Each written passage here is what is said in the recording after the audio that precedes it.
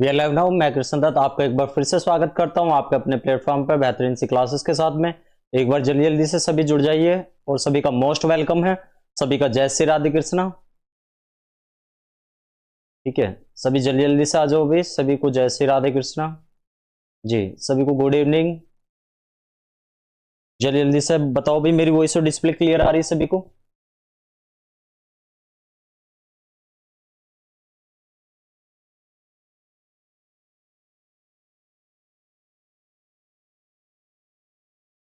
और जल्दी जल्दी से बताएंगे भाई। बहुत बढ़िया, गुड इवनिंग जी सभी को, गुड इवनिंग। और एक महत्वपूर्ण सी क्लास स्टार्ट हुई है आपकी प्रचंड बैच की, UPTGT science special physics mechanics part 10। और आज पार्ट 10 में हम बेहतरीन से क्वेश्चन क्या कि ऐसा कंसेप्ट लेकर आए हैं गजब सा, जिसको अधिकतर देखा गया है कि क्वेश्चन सॉल्व करने में प्रॉब्लम होती है उस कंसेप्ट से। तो वही कंसेप्ट मैं आपको बहुत अच्छे तरीके से बताने वाला हूं, और उस कंसेप्ट का नाम है projectile motion. Good evening sir. Sohan Singh ji, बिल्कुल, all the best, happy journey. ठीक है जी, जल्दी जल्दी से सभी बताओ भाई, कोई दिक्कत समस्या तो नहीं किसी को भी? एक बार सभी लिख दो मेरी वॉइस और डिस्प्ले कैसे आ रही सभी को। ठीक है, तो ये हमारा पार्ट 10 है। और जो आज हम डिस्कस करने वाले हैं एक ऐसे महत्वपूर्ण टॉपिक के लिए, स्टडी मटेरियल कर दीजिए। ठीक है, स्टडी मटेरियल तो डायरेक्टली मैं आपको टेलीग्राम पे दे देता हूं, और जिसमें जोन सी क्लास में आपके बाय द वे पीडीएफ है उसे आप डाउनलोड कर सकते हो। और जिस किसी में पीडीएफ नहीं है उसमें ये मान के चलो क्लास में मैंने इसमें कंसेप्ट ही पढ़ाया, जिसमें बाय द वे जिसमें कंसेप्ट के साथ क्वेश्चन की वो सीरीज होगी वो भी है। लाओ सर, आपको बहुत बहुत धन्यवाद आपका। ठीक है जी, तो आज जो हम टॉपिक डिस्कस करने वाले हैं वो टॉपिक का नाम है projectile motion. Projectile motion, projectile motion. और सभी इसे पढ़ते हैं, इस नाम से पढ़ते हैं प्रक्षेप्य, प्रक्षेप्य, प्रक्षेप्य गति, इसके नाम से पढ़ते हैं इसे। ठीक है, और हाँ जी, और इस टॉपिक के बाद मैं आपको पढ़ाऊंगा, फिर अवेलेबल करा दीजिए। चलो मैं कोशिश करता हूं, अगर ऐप पे अवेलेबल करा दी ना फिर मतलब वो जो है ना, मतलब जो आपकी टेलीग्राम पे फिर वो एमबी बहुत ज्यादा हो जाओगे, आपको एप्लीकेशन को चलाने में कुछ दिक्कत होगी फिर। ठीक है, बाकी मैं करवा दूंगा, ऐसी बात नहीं है। ठीक है, हाँ दीप्ति पांडे जी, आपकी वो एप्लीकेशन पे करा दूंगा। सर फिजिक्स और केमिस्ट्री का फोल्डर अलग अलग बनवा दीजिए। आज ही फिजिक्स और केमिस्ट्री का अलग अलग बन गए होंगे, आपने देखा भी होगा, उसमें किसी में 7 वीडियो और किसी में 8 वीडियो इधर की साइड में चले गए होंगे। अब आप सोच रहे होंगे कि ये इधर की साइड में फिर अलग अलग क्यों शो हो रही है। ये अलग अलग इस वजह से शो हो रही है, कभी आपको ऐसा ना लगे कि सारी की सारी ये रिकॉर्ड क्लासेस ही चल रही है। रिकॉर्ड क्लासेस, जैसा कोई नया बच्चा जुड़ता है या मेरा नया साथी जुड़ता है तो वो क्या सोचेगा, फिर ये तो सर ने रिकॉर्ड वाली लगा दिया, जबकि मैंने लाइव वाले में इस वजह से रखी हुई है अभी, जिससे कि सभी को ये पूरा पता होना चाहिए कि ये सारी लाइव क्लासेस से बाद में जाकर रिकॉर्ड गई हैं। ठीक है, हाँ जी सर, क्वेश्चन हो गए उसके। ठीक है भाई, ये अच्छा सुरेंद्र कुमार जी, पिछली क्लास वाले की बात कर रहे होगे आप सभी? तो पिछली वाली क्लास का ना मतलब मैंने इस वजह से क्वेश्चन आपको नहीं दिए क्योंकि पिछली क्लास वाली से रिलेटेड मैं पहले टेस्ट में क्वेश्चन देने वाला हूं। ठीक है सर, क्वेश्चन प्रोवाइड कराओ सर, प्रैक्टिस की। क्वेश्चन तो काफी प्रोवाइड करा रखे हैं, साथ साथ चल रहे हैं। बोर्ड वाली पीडीएफ भी डलवा दीजिए, बिल्कुल बोर्ड वाली भी डलवा दूंगा। ठीक है, ठीक है जी। और डेली प्रैक्टिस के क्वेश्चन ही चल रहे हैं पवन राजपूत जी, और कंसेप्ट चल रहे हैं साथ साथ, तो आप निश्चिंत रहे। ठीक है, तो हम प्रोजेक्टाइल मोशन को हम पढ़ते हैं, इसके बाद हम रिलेटिव मोशन पढ़ेंगे कल बाकी क्लास के। हाँ जी, अभी पहले आप कल का वो जब संडे का टेस्ट दे दोगे ना, तो उससे रिलेटेड क्वेश्चन, कल से की क्लास से रिलेटेड क्वेश्चन आपको टेस्ट में मिलेंगे। पहले आप अपने आप को टेस्ट में परखियो, फिर उसके बाद मैं उन क्वेश्चन को करवा दूंगा। अच्छा, एफबीडी के जितने भी टाइप के क्वेश्चन हैं मैं सीट में, अगली सीट में कराने की कोशिश करूंगा। ठीक है, और एफबीडी के बस आपको टाइप अच्छे से कर लो, सीट में दे दूंगा, ठीक है। प्रोवाइड कराने से ऐप पर लोड पड़ेगा। हाँ, मैं वही चीज आपको बता रहा था कि अगर मैं सारी सीट वहीं पे प्रोवाइड करा दूंगा ना बोर्ड वाली, तो वो ज्यादा एमबी की होती है। इस वजह से मतलब क्या होगा, बहुत ज्यादा आपको लोड पड़ेगा, फिर आपका बहुत ज्यादा क्या होगा, जब आप क्लास देखो करोगे बहुत ज्यादा एमबी लेकर एप्लीकेशन। इस वजह से मैं वो टेलीग्राम पे ही आपका जो बोर्ड वाली पीडीएफ है वो भिजवा देता हूँ, सीट वाली पीडीएफ आप डायरेक्ट डाउनलोड करके वहां प्रिंटेबल करा सकते हो। आपके लिए जो भी चीजें चलती रहेंगे सभी रहेंगे। नहीं, टेस्ट जो है फिर नेक्स्ट टॉपिक, ठीक है। हाँ जी, क्वेश्चन वो करा दिए थे मैंने कंप्लीट, बेफिक्र रहिए, ठीक है। क्वेश्चन कल के आप टेस्ट में देना पहले अभी, ठीक है, पीडीएफ दे दीजिए बस। ठीक है जी। चलो, अब सभी टॉपिक से रिलेटेड बातें करेंगे भाई, अब ज्यादा वो बातें नहीं करेंगे, ठीक है। आंसर भी डलवा दीजिए कुलदीप मौर्य जी। अगर आंसर वहां पर डलवा दिए फिर आप ना मतलब सबका ध्यान आंसर की पे जा करेगा। बोर्ड वाली पीडीएफ से आप क्या करा करो, मैच कर लग करो वहां से, पहले आंसर सीट को आप क्या काम करा करो, खुद सोल्व करने की कोशिश करा करो।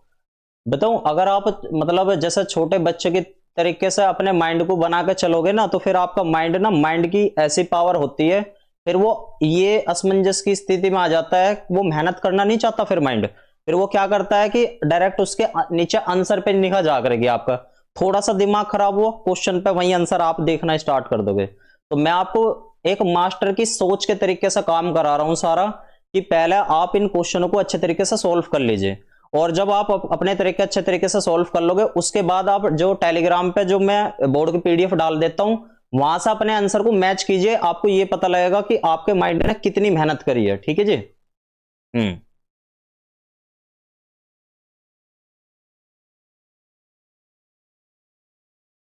बिल्कुल, ठीक है जी। बाकी अगर आप कुलदीप मौर्य जी अगर आप कहोगे तो मैं आंसर की करा दूंगा, लेकिन वहां से आपको बहुत फायदा नहीं मिलने वाला, आपका माइंड ना वहीं तक ही सोचेगा फिर, ठीक है। बाकी और कि जिसकी भी ये एरर थी कि आंसर की के वो क्वेश्चन सीरीज के नीचे आंसर लिखवा दीजिए, मैं आपको एक बात बता देना चाहता हूं, आपका माइंड भी ना उसी लेवल से काम करना स्टार्ट कर देगा, ठीक है। कोई बाकी और चीजें हो तो चलो ठीक है, खैर अपने क्वेश्चन पे बात करते हैं, अब सभी आगे होंगे, ठीक है। चलो, प्रोजेक्टाइल मोशन प्रक्षेप्य गति के बारे में बात करते हैं, ठीक है। और प्रक्षेप्य गति, और इसके बाद मैं आपको रिलेटिव मोशन पढ़ाने वाला हूं, ठीक है। कोई एक स्पेशल बुक बता दीजिए यूपी टीजीटी यूथ के लिए। सुरेंद्र कुमार जी, अगर मतलब कोई स्पेशल बुक वगैरह ही मुझे बतानी होती तो फिर मैं प्रैक्टिस के क्वेश्चन नहीं देता आपको। आप निश्चिंत रहिए, पहले आप ये जो आपके इसके प्रैक्टिस के क्वेश्चन चल रहे हैं, पहले आप ये वाली बुक कर लीजिए, ठीक है। आप ये सारी चीजें अगर आप अच्छे तरीके से कर दोगे, ठीक है।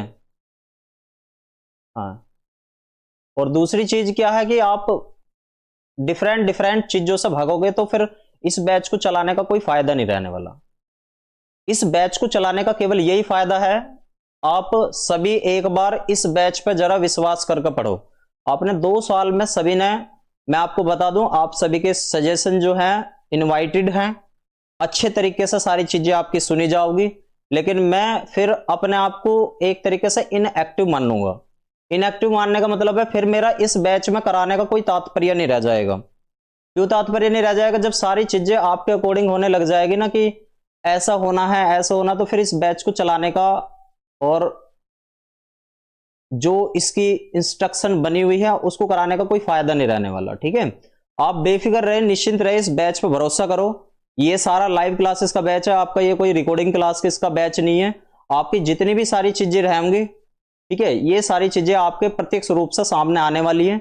सारी चीजें अच्छे तरीके से करो, ठीक है। बिल्कुल बिल्कुल जी, गौरव कुमार जी बिल्कुल सही कहा आपने, बिल्कुल पढ़ाई आगे बढ़े, बिल्कुल। चलो जी, अब टॉपिक से रिलेटेड बातें करेंगे भाई। अब तक जो आप सभी ने अपनी बातें कर ली वो ठीक है, अब सभी मतलब टॉपिक से रिलेटेड बातें करेंगे, ठीक है। अब देखते हैं हम प्रोजेक्टाइल मोशन, ठीक है। प्रोजेक्टाइल मोशन को कैसे कैसे हम काम करने वाले हैं, ध्यान देना भाई। प्रोजेक्टाइल मोशन का एक तरीके से इंट्रोडक्शन कहां से बनकर चला, सारी चीजें कहां से चली, ठीक है, ये चीजें मैं कराने वाला हूं। ठीक है, देखो भाई, अगर मैं आपसे कहूं सबसे पहले प्रोजेक्टाइल मोशन का आपको बेसिक कंसेप्ट समझना पड़ेगा। क्वेश्चन आपके डेफिनेटली मैं कह रहा हूं आराम से बन जाओगे। जब ये क्लास आपकी खत्म हो रही होगी प्रोजेक्टाइल मोशन की, तो आपके क्वेश्चन एकदम बेहतरीन तरीके से बनने होंगे। और जो भी आपके एग्जाम में आने वाले क्वेश्चन है, बाकी तो प्रोजेक्टाइल मोशन इतना छोटा टॉपिक नहीं है कि मैं इसे 1 या 2 क्लास में खत्म कर सकूं, और ना ही किस संसार का कोई ऐसा टीचर होगा जो इस टॉपिक को बस ये कहकर पढ़ा दे कि बस ये खत्म हो गया। कोई भी टॉपिक मतलब अगर लगातार बढ़ता रहता है, लेकिन आपके एग्जाम के रिलेटेड, क्योंकि 50 सेकंड में कौन सी चीजें वहां पे बन सकती है आपके क्वेश्चन में, तो वे सारी चीजें मैं आपको यहां पे बताने वाला हूं। ठीक है, ध्यान देना भैया। अभी प्रोजेक्टाइल मोशन के बेसिक कंसेप्ट को जब आप पढ़ रहे होंगे, प्रोजेक्टाइल मोशन के बेसिक कंसेप्ट को आप पढ़ रहे होंगे, तो सबसे पहले इसकी ये देखेंगे कि स्टार्टिंग कहां से हुई, प्रोजेक्टाइल मोशन को पढ़ने का स्टार्टअप कहां से मिला। ध्यान देना भाई, स्टार्टअप कहां से मिला। देखो, अगर मैं आपसे कहूं प्रोजेक्टाइल मोशन को पढ़ने के लिए सबसे पहले आपको 1D, 2D और 3D मोशन के बारे में ध्यान से समझना पड़ेगा। और मैं यहां पे ज्यादा चीजें नहीं बताने वाला, ठीक है। देखो भाई ध्यान से, जो 1 डायमेंशनल मोशन होती है उसमें जैसे मान लो किसी भी डायरेक्शन में कोई पार्टिकल चल रहा तो उसकी वेलोसिटी और एक्सीलेशन, वेलोसिटी और एक्सीलेशन, वेलोसिटी या एक्सीलेशन, या तो वे 2 तरीके से काम कर सकते हैं। या तो वे सेम डायरेक्शन में काम करें, सेम डायरेक्शन में काम करें, यानी कि 1D में वेलोसिटी और एक्सीलेशन सेम डायरेक्शन में काम करें, या फिर अपोजिट डायरेक्शन में काम कर रहे होंगे। जैसा आप सभी ने ध्यान से देखा होगा, नेगेटिव और पॉजिटिव के केस में, नेगेटिव वर्क के केस में और पॉजिटिव वर्क के केस में, या तो सेम डायरेक्शन में दोनों चीजें हो रही होगी। जैसा आपको दोबारा से एक बार रिपीट करके बता दूं कि फोर्स और डिस्प्लेसमेंट एक ही डायरेक्शन में जब चल रहे थे सारी कहानी, तो हम पॉजिटिव वर्क कह रहे थे। लेकिन फोर्स और डिस्प्लेसमेंट अलग अलग कहानी जा रही थी तो हम नेगेटिव कह रहे थे। और 90 डिग्री पे जा रही थी तो हम उसको कैसे कह रहे थे, जीरो वर्क। तो इसी तरीके से 1 डायमेंशनल मोशन को भी आप ऐसे ही समझ के चलो कि अगर कोई वेलोसिटी और एक्सीलरेशन है हमारे पास में, यानी कि वेग है और त्वरण है, वे बिल्कुल समान दिशा या विपरीत दिशाओं के अनुसार काम कर रहे होंगे। लेकिन स्पेशल तौर पे ये ध्यान से समझो कि 2D टाइप मोशन में, और 2D टाइप की मोशन को प्लेन में मोशन बोला जाता है, प्लेन टाइप मोशन। और ज्यादातर 3D की वैसे इतनी ज्यादा बात नहीं होती, लेकिन मैं इसी में ही इंक्लूड कर दूंगा। प्लेन नहीं कह सकते पर इसे, तो मैं 3D की तो इतनी ज्यादा बात होगी नहीं, तो मैं इसे हटा ही दूं। ठीक है, तो प्लेन टाइप मोशन बोलते हैं। और प्लेन टाइप के मोशन में क्या होता है कि 0 डिग्री से 180 डिग्री तक के बीच के एंगल में, 180 डिग्री तक के बीच के एंगल में, 180 डिग्री के बीच के एंगल में, ये जो वेलोसिटी और एक्सेलेरेशन की डायरेक्शन बार बार चेंज होती रहती है, बार बार चेंज होती रहती है। अब बार बार चेंज होती रहती है, तो इसका मतलब ये ध्यान से समझो भाई कि हमें एक तरीके से इन दोनों वाले मोशन में से प्रोजेक्टाइल मोशन के फॉर्मेट में ये 2D को ही पढ़ना है। तो कुल मिलाकर ये समझ के चलो कि ये 2D ही एक तरीके से हमारी किसके अंतर्गत काम करती है, प्रोजेक्टाइल मोशन के अंतर्गत काम करती है। तो मतलब है जो भी हमारी प्रक्षेप्य गति है वो 2D प्लेन में रहती है, और 0 डिग्री से 180 डिग्री के एंगल तक के बीच में वेलोसिटी और एक्सेलेरेशन जो कंपोनेंट होते हैं वो बार बार चेंज होते रहते हैं। अब वो एक अलग बात है कि हॉरिजॉन्टल और वर्टिकल कंपोनेंट कैसा कैसा काम करें, तो वे सारी चीजें मैं आपको किस में बताने वाला हूं, प्रोजेक्टाइल मोशन में बताने वाला हूं, प्रक्षेप्य गति में बताने वाला हूं। ठीक है, किसमें बताने वाला हूं, प्रक्षेप्य प्रक्षेप्य गति में बताने वाला हूं। तो यहां से ही शुरुआत हुई किसकी, प्रोजेक्टाइल मोशन की, जब वेलोसिटी और एक्सेलेरेशन के कंपोनेंट हर एंगल पे 0 से 180 डिग्री के एंगल पे क्या होने लगे, चेंज होने लगे। तो यहां से ही शुरुआत किसकी हुई, प्रोजेक्टाइल मोशन की। तो अब ध्यान देंगे कि हमें ऐसी मोशन पढ़नी है जो 0 डिग्री से 180 डिग्री के एंगल के बीच में वेलोसिटी और एक्सेलेरेशन के जो कंपोनेंट है, या मैं अभी यहां कंपोनेंट ना कहकर वेलोसिटी और एक्सेलेरेशन को बार बार डायरेक्शन के साथ चेंज होते रहेंगे, ये बार बार क्या होते रहेंगे, चेंज होते रहेंगे। तो ऐसे ही जन्म हुआ किसका, प्रोजेक्टाइल मोशन का। पहला हमें यही बात समझनी थी, प्रोजेक्टाइल मोशन को पढ़ने के लिए हमें यही बात समझनी थी भैया कि ये किस टाइप की मोशन। तो ध्यान देना भाई, ये होती है 2D मोशन। एक्चुअल में ये कैसी होती है, 2D मोशन, ठीक है। या फिर इसे हम कह सकते हैं प्लेन मोशन, कह सकते हैं प्लेन मोशन, यानी कि तल में गति, तल में गति। और एक्चुअल में प्रोजेक्टाइल मोशन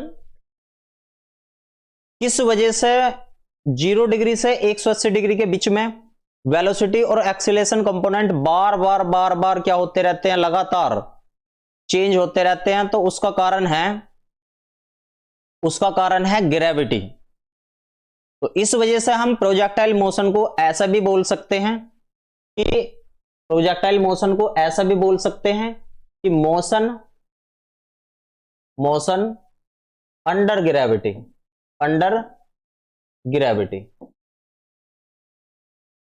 ठीक है, यानी कि गुरुत्व के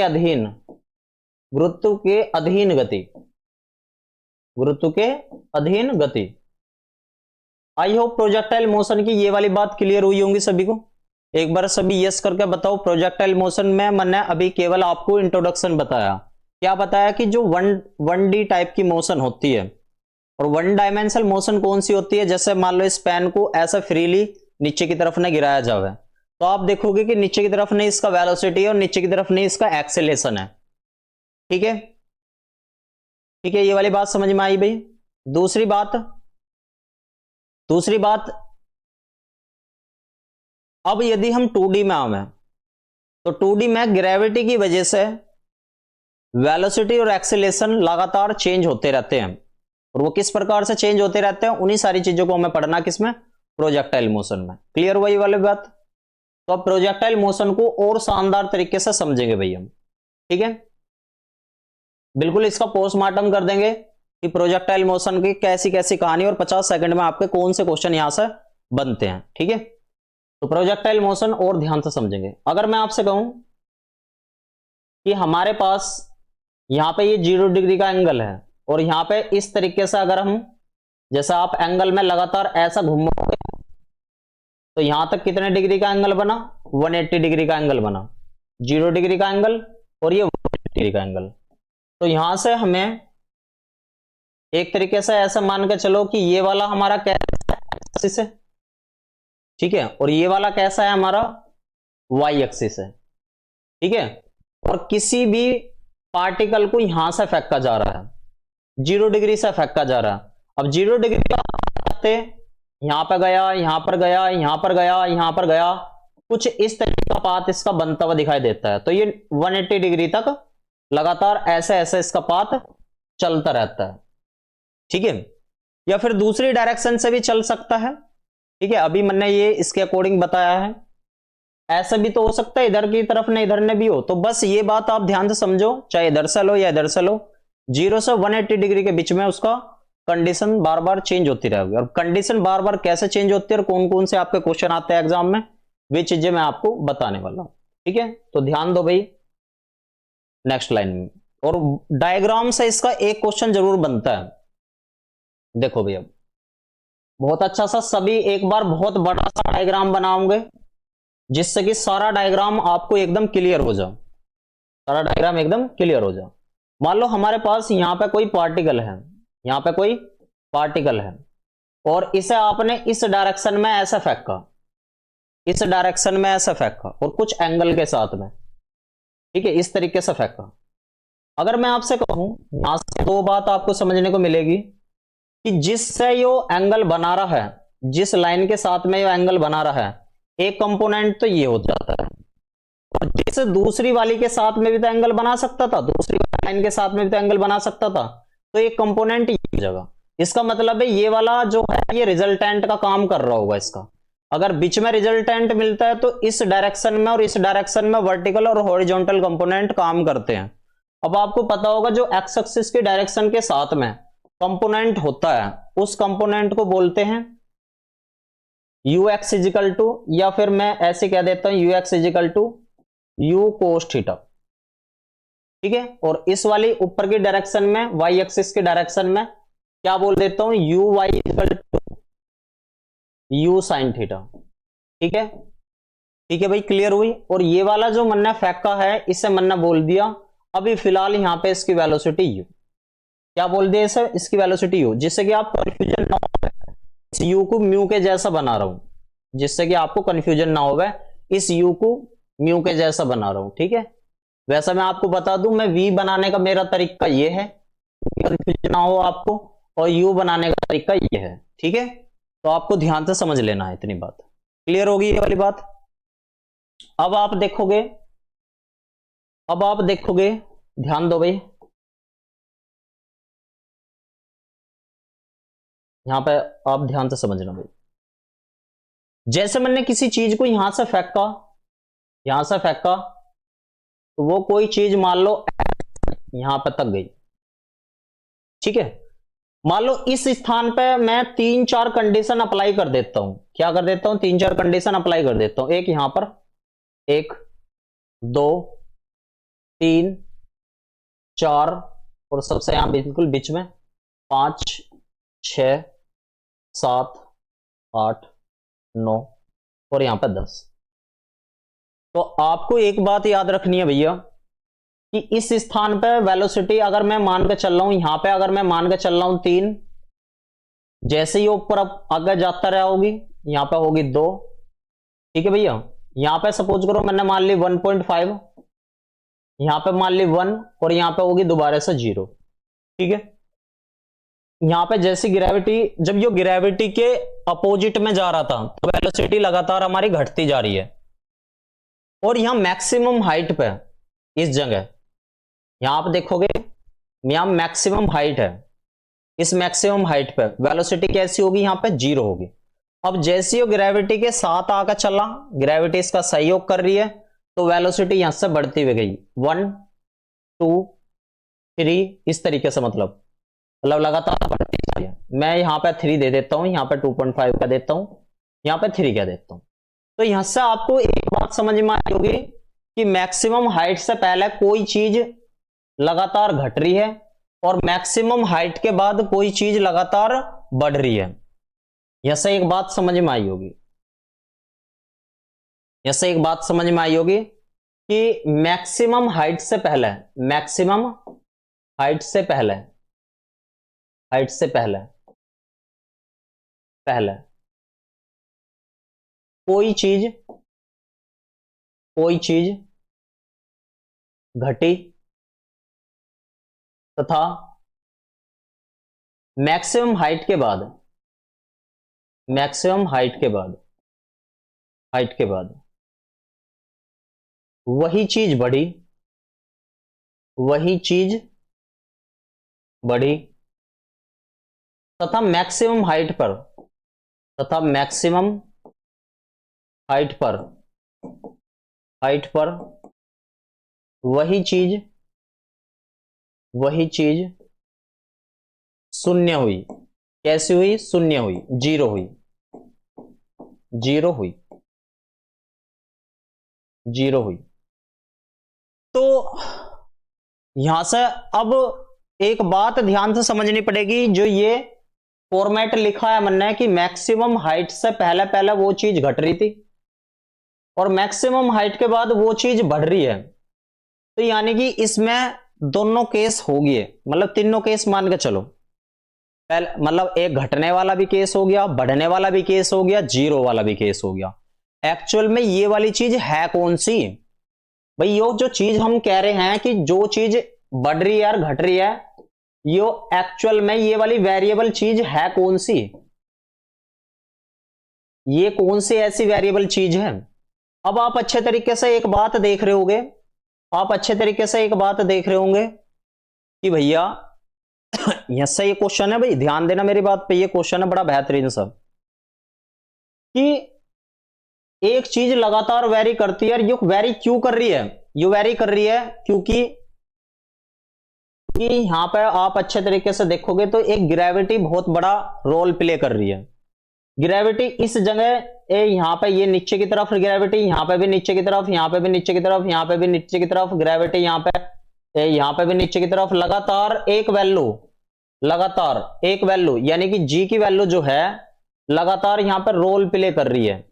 तो इस वजह से मैंने इस वजह से यहां से ऐसा बोल रहा था, यहां से इस वजह से ऐसा बोल रहा था कि ये जो मोशन है कम बढ़ती या ज्यादा या मोशन का होना किस बात पर डिपेंड कर रहा है, ग्रेविटी पे डिपेंड कर रहा है, स्मॉल जी पे डिपेंड कर रहा, यानी कि ग्रेविटी एक्सीलरेशन पे डिपेंड कर रहा है। तो इस वजह से इस टाइप की मोशन को मैं क्या कहूंगा, इस टाइप के मोशन को कहूंगा मोशन अंडर ग्रेविटी। तो प्रोजेक्टाइल मोशन का दूसरा नाम याद रखना, मोशन अंडर ग्रेविटी, ठीक है। हाँ कुछ ऊपर हो तो इस बात को ध्यान से समझेंगे कि एक चीज ऐसी वेरिएबल हो रही है। अब एक दूसरी चीज पे भी और बात कर लेता हूं, मैं यहां पे एक दूसरी चीज पे बात कर लेता हूं। याद रखियो एक्स का कोई भी सपोर्ट नहीं करता, एक्स का कोई भी सपोर्ट नहीं करता। अभी इन बातों के मतलब निकलेंगे सभी एग्जाम में, एग्जाम के लिए। एग्जाम का कोई भी सपोर्ट नहीं करता। अब ये एक्स का क्या मतलब है, अब ये एक्स का क्या मतलब है, और ये जो वेरिएबल हुआ है तो इसका मतलब है वाई का कोई ना कोई सपोर्ट कर रहा है, कि एक्स वाली एक्सिस में अगर हमारी वेलोसिटी कंपोनेंट है तो उसका कोई भी सपोर्ट नहीं करता। तो जब कोई सपोर्ट ही नहीं करता तो इस केस में क्या हो जाना है, जैसा वो पहला था ऐसा वो बाद में रहेगा। लेकिन वाई वाले कंपोनेंट का ग्रेविटी कभी तो सपोर्ट कर देती है और कभी सपोर्ट नहीं करती। तो इसका मतलब है वाई वाला कंपोनेंट ग्रेविटी की वजह से बदलता रहता है, और एक्स एक्सिस वाला जो कंपोनेंट होता है उसका कोई सपोर्ट नहीं करता, जिसकी वजह से वो बिल्कुल सेम वैल्यू रहती है। तो यहां से एक बात समझ के आई, ध्यान देना मेरी बात पे। यहां से वो बात का कंक्लूजन निकल कर आया कि, और यही आपका रिमार्क क्वेश्चन है एग्जाम में, यहां से ही क्वेश्चन बनता है, रिमार्क में क्वेश्चन बनता है कि हमारे पास दो तरीके की वेलोसिटी बनती है, Vx और Vy। Vx और Vy दो तरीके की वेलोसिटी। अभी जो मैं बता रहा था, कोई चीज एक बार लगातार बढ़ती जा रही थी, फिर जीरो हो जा रही थी, फिर घटती जा रही थी, बढ़ती जा रही थी, घटती जा रही थी, ऐसा। तो वो वाला वो जो होता है वो Vy होता है एक्चुअल में। लेकिन Vx में कोई भी सपोर्ट नहीं करता, जी की कोई वैल्यू का इफेक्ट नहीं पड़ता, तो क्योंकि वो धरती से मिलकर चलती है सारी कहानी उसकी, तो इस वजह से Vx हमेशा कैसा बना रहता है, कांस्टेंट बना रहता है, ठीक है। और आपने देखा भी होगा Vy जो है वो कांस्टेंट बिल्कुल भी नहीं बनता। Vy का सपोर्ट कौन करता है, ग्रेविटी करती है। तो यहां से यही क्वेश्चन आपका एग्जाम में बनता है कि किसी भी चीज को अगर प्रोजेक्टाइल एंगल से फेंका जाए तो कौन सा कंपोनेंट नहीं बदलता, जल्दी से कमेंट करके बताओ। और Vx को कौन सा कंपोनेंट बोलते हैं और Vy को कौन सा कंपोनेंट बोलते हैं, जल्दी से सभी कमेंट करके बताएंगे।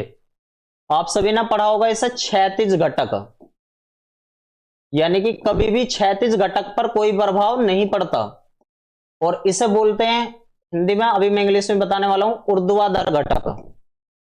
ऊर्ध्वाधर घटक यानी कि इसे बोलते हैं horizontal component. Horizontal component, horizontal component पर कोई इफेक्ट नहीं पड़ता, लेकिन ऊर्ध्वाधर यानी कि वर्टिकल कंपोनेंट पे, वर्टिकल कंपोनेंट पे इफेक्ट पड़ता है, वर्टिकल कंपोनेंट पे इफेक्ट पड़ता है। क्लियर हुआ सभी को?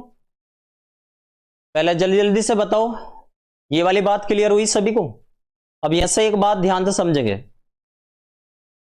हाँ क्षैतिज, स्थिज, स्थिज, स्थिज। चलो तो इसका ये उसका मतलब है v x equal to zero, v x equal to constant था, तो यहां से ए एक्स इजिकल टू कैसा रहेगा जल्दी से बताओ, जीरो। ठीक है, और यहां पे अगर आप अच्छे तरीके से देखोगे, यहां पे आप अच्छे तरीके से देखोगे, ये सभी रिमार्क में आए हुए क्वेश्चन है आपके, ठीक है, रिमार्क में आए हुए क्वेश्चन है, ध्यान देना भाई। ठीक है, दूसरी बात, तो इसका मतलब है यहां पे ए वाई कैसा हो जाना है, ए वाई यहां पे बन जाना है कैसा, हर केस में नीचे की तरफ एक्सीलेशन है तो हर केस में माइनस जी बन जाना। क्लियर हुआ सभी को? अगर यहां तक की बात सभी को क्लियर होगी हो तो यस लिख दो, पिछले वाली स्लाइड पे जाना है तो यस लिख दो, ये भी सभी अपने आप में क्वेश्चन है ये। तो मैं एक बार यहां पे लिख देता हूं, एग्जाम में आपसे पूछा जाता है, ये सभी क्वेश्चन बनते हैं। ठीक है, ये सभी आपके क्या बनते हैं, क्वेश्चन बनते हैं कि प्रोजेक्टाइल मोशन में ऐसा कौन सा कंपोनेंट होता है जो नहीं बदलता, और कौन सी चीज जीरो होती है, कौन सी चीज कांस्टेंट होती है, कौन सी चीज कांस्टेंट नहीं होती है, और कौन सी चीज जी होती है, ये आपको बात समझनी है। तो इसका मतलब यहां से एक बात समझ गए आई भैया, अभी ये जो पीछे ऐसे एक लैंग्वेज लिखवा रहा था कि ये जो मैक्सिमम हाइट से पहले कोई भी चीज घटी, मैक्सिमम हाइट पे वही चीज कैसी हुई, वो के बाद वही चीज बढ़ी भी, और मैक्सिमम हाइट पे वो चीज जीरो होगी। तो ये कौन सी चीज के बारे में बात हो रही है, ये सारी चीज जो है हमारी, तो आप देखोगे यहां पर इस जगह ये जो वैल्यू है ये वी वाई है, ये भी ये वी वाई है, ये भी यानी कि वी वाई है, ये भी क्या है वी वाई है, ये भी कैसा है वी वाई है, ये सब कैसा है वी वाई है, ये सभी कैसा है वी वाई है। ठीक है, तो ये जो मैक्सिमम हाइट से पहले वैल्यू लगातार चेंज हो जा रही है वो वी वाई चेंज हो रही है, और यहां से एक्स का कोई भी सपोर्ट नहीं कर रहा, तो इसका मतलब है वी एक्स की वैल्यू कैसी बनी जा रही है अपने आप में, वो कैसी बनी जा रही है, कांस्टेंट बनी जा रही है। यानी कि ग्रेविटी का effect only for only v y पे पड़ता है, किस पे पड़ता है, वी वाई पे पड़ता है। जल्दी से कमेंट करके बताओ, क्लियर होगी ये वाली बात सभी को? इससे अगले वाली स्लाइड पे चलना हो तो इससे अगले वाली स्लाइड पे लिख दो यस नेक्स्ट। ठीक है, फिर मैं आगे बढ़ जाऊंगा। तो यस से आपसे एग्जाम में पूछा जाता है कि एक्स एक्सिस में डायरेक्शन कैसा, एक्स एक्सिस में एक्सीलरेशन कैसा रहेगा जीरो, वाई एक्सिस में कैसा रहेगा माइनस जी। ठीक है,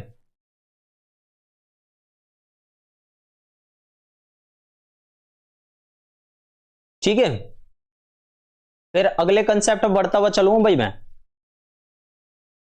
तो प्रोजेक्टाइल मोशन की नो मान के चलो कि आधे से ज्यादा इंट्रोडक्शन थ्योरी आपने खत्म कर ली, मतलब कुल मिला के आपने बिल्कुल खत्म कर ली। जल्दी से बताओ भाई, सभी एक बार नोट कर लिया हो तो सभी नेक्स्ट लिख देंगे, सभी सभी ठीक है, सभी नेक्स्ट लिख देंगे, बहुत बढ़िया।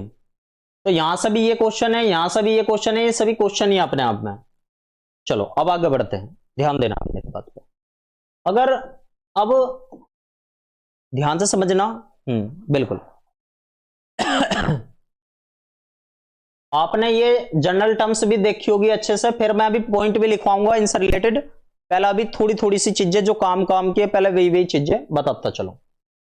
जैसे ये हमारे पास इस तरीके से, यानी कि ये मैंने मान लिया ए है, और ये वाला जो है मान लो बी है, या एक काम करो बी यहां पे कह दो और सी यहां पे कह दो।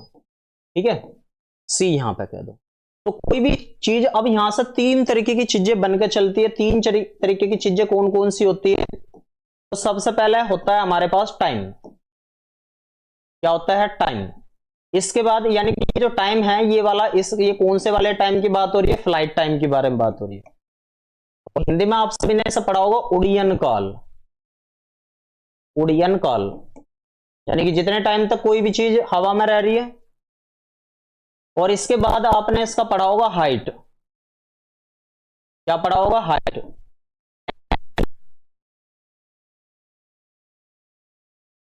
पढ़ा होगा इसमें आपने रेंज, ठीक है, रेंज परास। ठीक है, अब मैं आपको ये बताने वाला हूं 50-50 सेकंड में कौन से ऐसे क्वेश्चन बनते हैं जो बहुत तेजी से बनते हैं, फॉर्मूला लगाओगे कहानी खराब हो जाओगे वहां पे। ठीक है, तो आपको मैं बता दूं, टाइम का है, फ्लाइट टाइम का आपको कैपिटल टी का फॉर्मूला यूज करना 2t। अब टी मैं किससे कह रहा हूं, यहां से लेके यहां तक की वाली को जो मैं स्मॉल टी कह रहा हूं, ये हाइट है यहां की, ठीक है। कैपिटल एच ही कह दूं तो ज्यादा बेटर रहेगा। और यहां से यहां तक की ये क्या है, टी है। यानी कि कोई भी कितने टाइम तक हवा में रहा है उस चीज को, उसका उड़ीयन काल टी कहा जाएगा। तो इसका मतलब है टी, टी बराबर 2t, और इसका फॉर्मूला होता है 2u sine theta by g, 2u sine theta by g. ऐसी मैक्सिमम हाइट का फॉर्मूला होता है u square sine square theta by 2g, ठीक है। इसके बाद रेंज का फॉर्मूला होता है, क्या फॉर्मूला होता है, u square sine 2 theta by g. ये एक बार चेक कर लेंगे, फिर मैं ना सभी को प्रूफ भी करवा दूंगा, वहां से अपना आप चेक हो जाओगे। तो सबसे पहले नंबर पे टाइम के बारे में आपको बता देना चाहता हूं मैं, टाइम को कैसे देखना है। फॉर्मूले से अलावा भी अभी ऐसे ऐसे फॉर्मूले भी हैं जिनके क्वेश्चन आपके डायरेक्ट हिट बन जाएंगे भाई, ठीक है। डायरेक्ट हिट बन जाएगा। टाइम कैसे निकाल लेंगे, थोड़ा सा ध्यान देंगे भाई। तो एक तरीके से यहां से लेकर यहां तक जितने टाइम तक वो रहा है, ये क्या हो जाएगा, इसका टाइम आएगा भाई, क्या आएगा ये, इसका टाइम आएगा। मान लो ए कह दिया, इसे बी कह दिया, इसे सी कह दिया। तो सबसे पहले मैंने मान लो इसे ऐसा छोड़ा यहां से, और कोई एंगल बना यहां से थीटा। तो टाइम निकालने का एक फॉर्मूला ध्यान से समझेगा भाई, टाइम कैसे कैसे हमें निकालना है। टाइम निकालने के लिए सबसे पहले हमें क्या देखना पड़ेगा, इनिशियल वेलोसिटी। इसके बाद हमें देखना पड़ेगा फाइनल वेलोसिटी। हर किसी केस में इनिशियल वेलोसिटी और फाइनल वेलोसिटी और मैक्स ज्यादा से ज्यादा कभी हमें जरूरत पड़ेगी, हम यहाँ पे एक्सीलरेशन की भी बात कर लेंगे, कहीं कहीं जरूरत पड़ेगी तो हम डिस्प्लेसमेंट की भी बात कर लेंगे। लेकिन अभी यहाँ पे फिलहाल डिस्प्लेसमेंट की जरूरत पड़ेगी नहीं टाइम के फॉर्मूले को निकालने के लिए। मैं इस वजह से टाइम का फॉर्मूला आपको निकालना बता रहा हूं। हाँ अभी रुक जाओ, बस फॉर्मूला बनाकर जब बिल्कुल वेरीफाई कर लेंगे, ठीक है, वेरीफाई कर लेंगे। जब हमारी इनिशियल वेलोसिटी होती है, इनिशियल वेलोसिटी जो है जिसे हमारा क्या फॉर्मेट में बनकर चला, सबसे शुरुआत में क्या बनकर चला, u बनकर चला। फाइनल वेलोसिटी किस जगह है, यहां पे जाने के बाद, यहां पे जाने के बाद कितना बनेगा इसका, इस बीच कितना एक्सेलरेशन होगा, ठीक है। तो जल्दी जल्दी से कमेंट करके बताते रहो। फाइनल वेलोसिटी मतलब सबसे ज्यादा हाइट पे, सबसे ज्यादा फाइनल वेलोसिटी कब रही है इसकी। तो आपसे एक तरीके से वी वाई की वैल्यू पूछ रहा है। यहाँ पे वी वाई कैसे हो जाएगा, 0, ऊपर की डायरेक्शन में जा रहा है तो इनिशियल वेलोसिटी ऊपर की डायरेक्शन में बात होगी तो यू साइन थीटा। एक्सेलरेशन जा रहा है तो कैसा होगा, ए की वैल्यू कैसी बन जाने वाली है, माइनस के जी, ठीक है, ये वाली। अब इस फॉर्मूले को कौन से में रख दोगे, v is equal to u plus a t वाले में। अब u ये फाइनल वेलोसिटी है, फाइनल वेलोसिटी तो यहां से कैसी होगी, 0। इनिशियल वेलोसिटी क्या बन गई, यू साइन थीटा, क्या बन गई, यू साइन थीटा। ए क्या बन गया, माइनस जी, और यहां से टी, तो जी टी इजिकल टू कितना बना यहां से, you sine theta by you, यानी कि टी बना यहां से you sine theta by g, ठीक है। तो ये आधा टाइम है, यहां से लेके यहां तक का आधा टाइम की बात हो रही है, लेकिन पूरे टाइम की बात हो जान दो। तो पूरे टाइम को कह दिया 2t, मतलब 2t यानी कि कैपिटल टी से, यानी कि इसमें 2u sine theta by g, 2u sine theta by g. अब ये आया हमारे पास टाइम का फॉर्मूला। अब एक बार मैच कर लो वहां पे, क्या ये टर्म्स आ रही थी, जल्दी जल्दी से सभी। तो टाइम की हमारी जो टर्म्स आ रही थी, t equal to 2u sine theta by g, बिल्कुल सही आ गई। एक बार जल्दी जल्दी से बताओ, सर वॉइस ब्रेक हो रही है, चेक कर लेता हूं, जल्दी से बताओ, क्लियर हुआ सभी को यहां तक? क्लियर है यहां तक की? तो वॉइस तो सही है भाई, बाकी सभी चेक करके देखो भाई।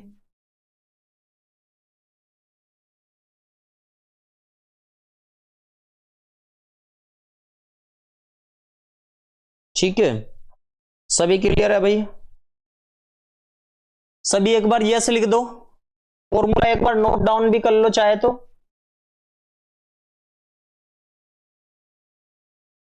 ठीक है। ये डायरेक्ट फॉर्मूले भी हैं, फिर डायरेक्ट फॉर्मूले भी बनाकर दिखा रहा हूं मैं आपको याद रखने के लिए। और इसी फॉर्मेट को याद रख रहा हूं, अगर ऊपर की तरफ न जाना है, सारी चीज ऊपर की तरफ न करनी है, तो इनिशियल वेलोसिटी यू वाई या वी वाई, मान लो इसे वी वाई कह दो तो ज्यादा बेटर रहेगा। मैं हाँ वी वाई तो ये है, इनिशियल वेलोसिटी को you why you sine theta और फाइनल वेलोसिटी को वी वाई इजिकल टू 0, क्योंकि यहां पे जाने के बाद फाइनल पे वी वाई कैसी हो जानी है, यहां पे 0 हो जानी है। एक्सीलरेशन इतने तक, क्योंकि टी टाइम तक ही तो निकाल ले हम, इस वजह से तो टी की वैल्यू निकाल ली थी हमने। यहां तक इसकी, यहां तक अगर आप देखोगे तो फाइनल वेलोसिटी है यहाँ पे, ये फाइनल वेलोसिटी। और यहां पे अगर आप देखोगे तो यहां से जब चली थी तो यहां से कैसी थी, initial velocity, initial velocity voice तो सही है भाई, अब क्लियर है, इनिशियल वेलोसिटी। और इस जगह जो ए था वो नीचे की तरफ न था, एक्सेलेरेशन कैसा था, ए की वैल्यू कैसी थी, -g था, ठीक है। डिस्प्लेसमेंट की खैर अभी हमें यहाँ पे जरूरत ना है, ठीक है सर, बीच बीच में हो रहा है, ठीक है, थोड़ा सा हो जाता होगा वो मुड़ते वक्त, ठीक है, क्लियर है सभी को।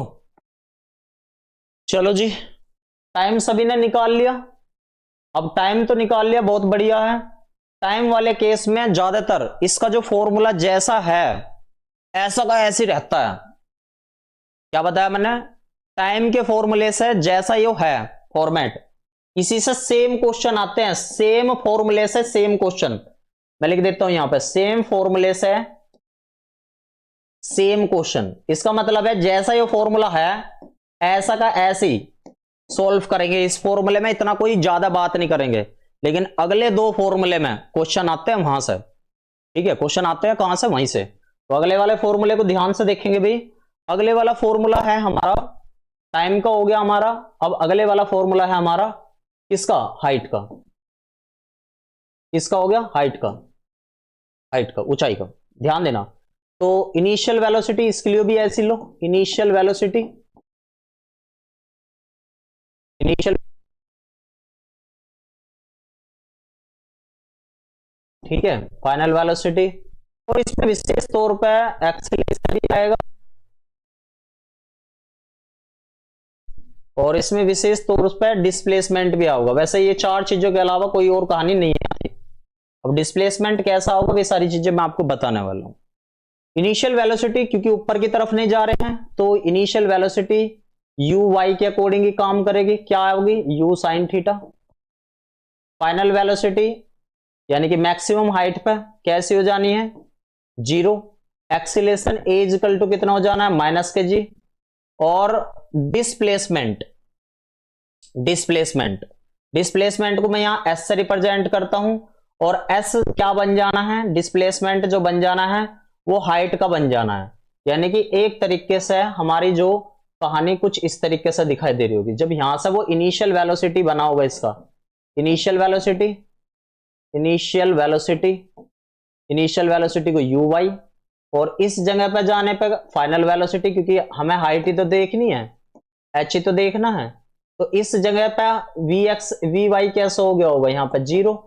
इस जगह एक्सेलेरेशन कैसा रहा होगा, ए की वैल्यू कैसी रहेगी, नीचे की तरफ ने जी, ठीक है, कैसी रही होगी, नीचे की तरफ ने जी। और यहां से यहां तक का डिस्प्लेसमेंट कितना रहा होगा, इसे मैं एक हाइट से रिप्रेजेंट करता हूं, डिस्प्लेसमेंट कम से मत तक, तो एच बन गया होगा। तो अब इस वाले फॉर्मूले को अपने टर्म्स में बनाकर रख लो जल्दी जल्दी से। V square equal to u square plus 2as, ठीक है। तो v की वैल्यू तो ये फाइनल ही होती है, ये तो पहले भी कैसी हो गई थी, ये 0 बन गई थी। अब u जो है, u क्या सा बन जाएगा, u square sine square theta, अब ये माइनस का 2 और a की वैल्यू g, और ये क्या बन जाएगा, h, क्या बन जाएगा, h, दूसरी तरफ जाएगा तो 2gh इजिकल टू क्या बन जाएगा, u square sine square theta. यानी कि h की वैल्यू यहां से कितनी बनेगी, u square sine square theta by 2g। Check करो जल्दी से, यही फॉर्मूला था हाइट का, यही फॉर्मूला था, एक बार जल्दी जल्दी से चेक करो भाई। h equal to u square sine square theta by 2g, clear हुआ सभी को।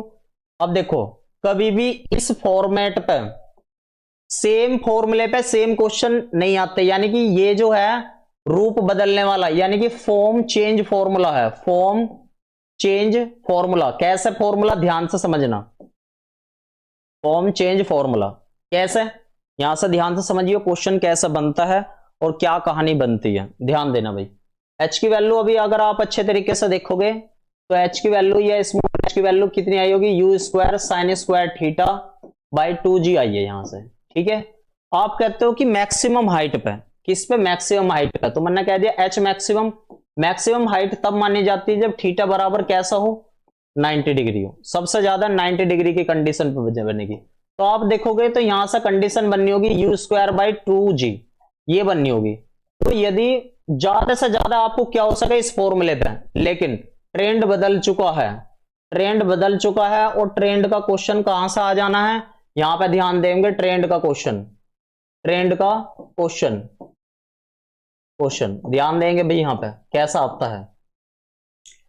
अगर मैं कह रहा हूं कोई चीज को आप, अगर मान लो इस तरीके से है, कोई चीज आपने मान लो 100 मीटर की डिस्टेंस पे फेंकी, मतलब इस तरीके से उसकी रेंज जो रही, यानी कि वर्टिकल रेंज जो रही, यानी कि यहां से आपने यो कोई चीज बिल्कुल धरती पे खड़े हो और आपने कोई चीज बिल्कुल सीधे तौर पर रेंज के तौर पर ऐसा ही हाथ से यहां तक की जो ये डिस्टेंस कवर करी, रेंज कवर करी कितनी, 100 मीटर, यानी कि आर मैक्सिमम वो कितना फेंक सकता था, 100 मीटर। तो जल्दी से बताओ एच मैक्सिमम कितना फेंकेगा, बिल्कुल सेम कंडीशन में। मैंने क्या बताया इस कंडीशन में, अगर आर मैक्सिमम वो जितनी उसके अंदर पावर थी उस मैक्सिमम पावर से उसने 100 मीटर तक फेंका, ठीक है। तो इसी मैक्सिमम पावर से ऊपर की तरफ ने एच मैक्सिमम कितना फेंकेगा, तो आप याद रखना, डायरेक्टली बता दे रहा हूं आपको, क्वेश्चन सोल्व करने की जरूरत ना।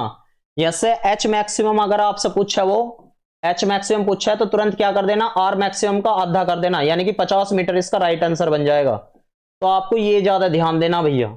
इसका मतलब ये हो गया कि क्वेश्चन में ऑप्शन देखते ही आंसर आ जाऊंगा पहला, अगर इस ट्रेंड पे क्वेश्चन आ गया आपका, तो इससे आपको इसका एक नया फॉर्मूला बन जाना है कि भैया अगर हमारे पास एच मैक्सिमम अगर आपको निकालना है और क्या दिया हुआ है, आर मैक्सिमम दिया हुआ है, तो आप क्या कर दोगे, 2 कर दोगे, क्या कर दोगे, 2 कर दोगे। क्लियर होगी इतनी बात। अभी पहले मैं आर मैक्सिमम के बारे में भी थोड़ा सा बात बता देना चाहता हूं, ठीक है, बात बता देना चाहता हूं, ठीक है। तो ये थीटा बराबर 90 डिग्री पे एच मैक्सिमम ये हो गया। पहले रेंज का और देख लो, इसका देख लोगे, रेंज का और देख लो, क्वेश्चन समझ में आ गया होगा। चलो जी, फिर इस फॉर्मूले को चाहे तो आप अप्लाई करके भी देख लेना। अब रेंज क्या होती है, यानी कि एक तरीके से धरती पे फेंकने के लिए हो, यसे ये चीज यहां पे फेंकी आपने, यहां से यहां पे फेंकी कोई चीज ऐसे, तो इसे क्या कह दिया आपने, रेंज कह दिया। इसका मतलब है धरती से धरती पे कोई भी चीज फेंक दिया आपने, ठीक है। एक्सेस की डायरेक्शन में जितनी भी उसने डिस्प्लेसमेंट कवर करा उसकी वो क्या रहने वाली है, रेंज रहने वाली है, यानी कि परास रहने वाली है। कैसी रहने वाली है, परास रहने वाली है। अब देखना ध्यान से, रेंज वाले केस में आप एक बात बताओ, एक बात बताओ, आर की वैल्यू को अब रिवर्स भी कर सकते हैं क्या, आर रिवर्स भी कर लो, बिल्कुल कर सकते हो, फॉर्मूला लिख दिया है मैंने वहां पे। तो ये एच है, ये आर है हमारी। अब ध्यान देना भाई, अब हमारा एक फॉर्मूला आपने मैंने अभी वहां पे बताया था, u square sine 2 theta by g, ये था फॉर्मूला हमारा, ठीक है। इसे मैं अब यहाँ पे मतलब आप कहोगे तो मैं इसे प्रूफ कर दूंगा ना, तो अब आपको याद रह जाना है बहुत अच्छे तरीके से। शुरू के 2 याद रह गए, तीसरा तो अपने आप याद रहेगा प्रैक्टिस के तौर पे। देखो इस फॉर्मूले को हम किस किस तरीके से बदल सकते हैं। आर इजिकल टू, मैं इसे लिख सकता हूं, कैसे लिख सकता हूं, इसे लिख सकता हूं u square 2 sine theta cos theta by g, ऐसा लिख सकता हूं, ठीक है जी। तो इसका मतलब है मैं इसे ऐसा भी तो लिख सकता हूं, आर इजिकल टू इसे ऐसे भी तो लिख सकता हूं, इसे कैसे लिख सकता हूं, यू को इसके साथ दे दो, यू को इसके साथ दे दो, यानी कि 2 by g u sine theta और यू कोस थीटा, क्या ऐसा भी लिख सकता हूं। आप कहोगे जी बिल्कुल लिख सकते हैं। तो इसका मतलब है आर को मैं ऐसा भी तो लिख सकता हूं, 2 बाई जी, ये फॉर्मूले की बहुत ज्यादा जरूरत पड़ेगी। ये यू साइन थीटा किस में बना रहा था, ये हमारा यू साइन थीटा किस में बना रहा था,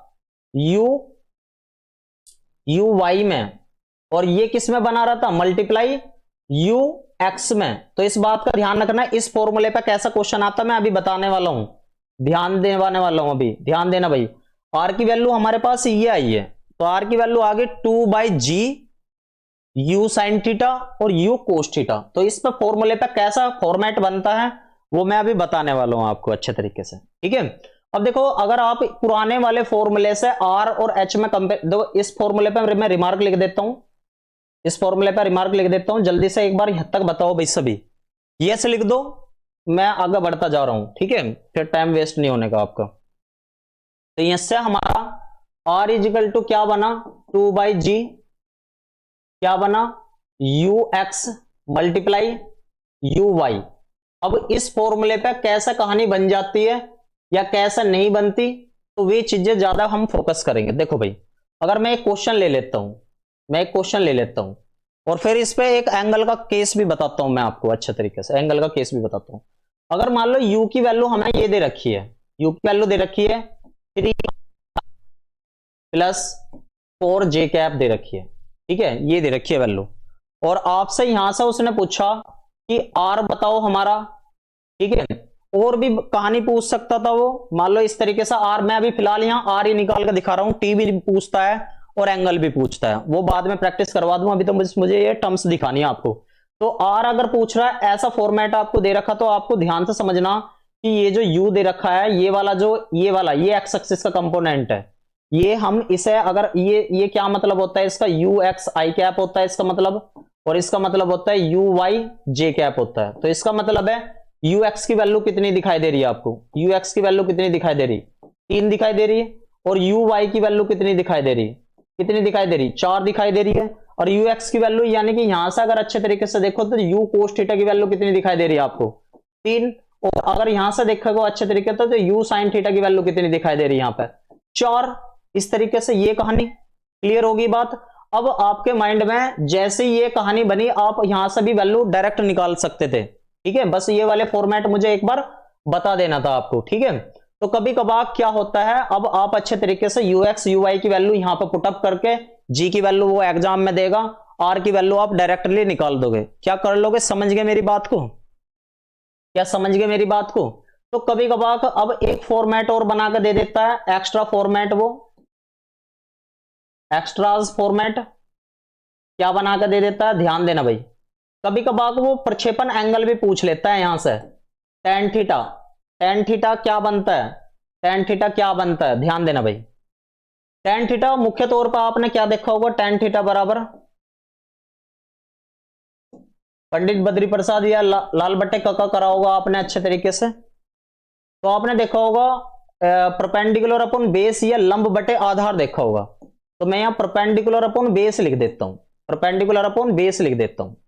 तो टेन थीटा आप जब सोल्व कर रहे होगे, और परपेंडिकुलर में हमारा एक्स, परपेंडिकुलर में हमारा वाई कंपोनेंट की बात होती है, किसकी बात होती है, वाई कंपोनेंट की, और बेस में किसकी बात होती है, एक्स कंपोनेंट की।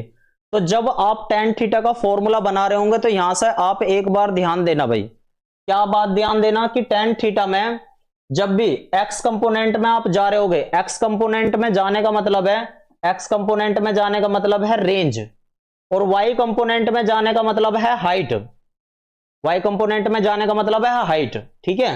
अगर रेंज आप आर चल रहे होंगे, रेंज आप आर चल रहे होंगे, तो हाइट लगभग 4 गुनी के आसपास में बनेगी उसकी, यानी कि यहां पर रेंज जो है कितने उसके फॉर्मेट में बनेगी, 4 के आसपास में बनेगी, ठीक है, 4 मैक्सिमम के। तो कभी कभार टेन थीटा की ये वाली टर्म्स भी आपसे डायरेक्टली वो एंगल पूछ लेता है, यानी कि प्रोजेक्टाइल एंगल कितना आपका रहने वाला है, प्रोजेक्टाइल एंगल यानी कि प्रक्षेपण कोण, प्रक्षेपण प्रक्षेपण कोण। तो ये बात भी आप डायरेक्टली याद रखना, आप चाहे निकाल कर देखोगे तो तब भी यहां से कहानी बन जाओगी। जल्दी से कमेंट करके बताओ कोई दिक्कत समस्या किसी को भी फिर मैं आगे बढ़ता हूं बेहतरीन तरीके से। क्लियर हो गया यहां तक, जल्दी जल्दी से कमेंट करके बताओ भाई,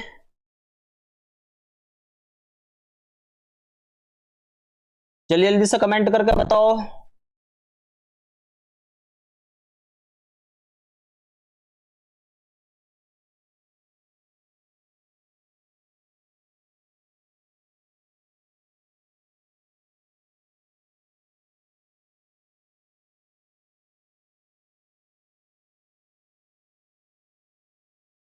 ठीक है। और ये आपका ना एच मैक्सिमम होता है, मैक्सिमम हाइट वाला होता है, ठीक है, मैक्सिमम हाइट वाला होता है, ठीक है। क्लियर हो गया सभी को? ये कैसे सर? पहले तो हाफ थी।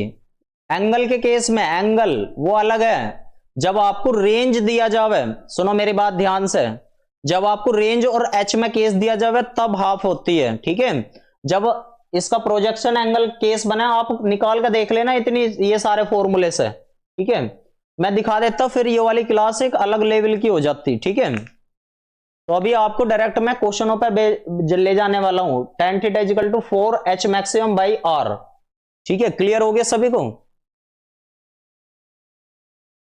ठीक है, क्लियर हो गया सभी को?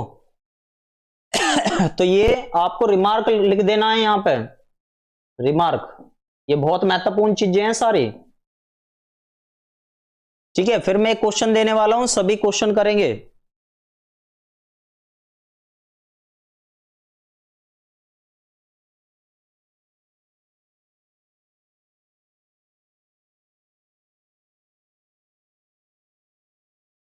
चलो भाई, एक क्वेश्चन देता हूं मैं, क्वेश्चन के यहाँ पे बताओगे आप सभी। एक क्वेश्चन देता हूं, क्वेश्चन है हमारे पास, u की वैल्यू दे रखी है 30 i cap plus 40 j cap, ये वैल्यू दे रखी है। आपको क्या बताना है? आपको बताना r बताना है, एक तो h बताना है, और एंगल बताना है, प्रक्षेपण एंगल बताना है थीटा। सभी का कमेंट आना चाहिए भैया। क्या बताना है? थीटा बताना है। क्या आना है? थीटा। आर मैक्सिमम नहीं होगा एंगल में, हाँ जी, आर मैक्सिमम नहीं होगा, सिंपल है, एच मैक्सिमम होगा, ठीक है। जल्दी जल्दी से आंसर बताओ भाई। आर पूछ रहा है, रेंज पूछ रहा है, परास पूछ रहा है, हाइट पूछ रहा है, और प्रक्षेपण एंगल पूछ रहा है। जल्दी जल्दी से कमेंट करके आंसर बताओ भाई, सभी का आंसर आना चाहिए भाई।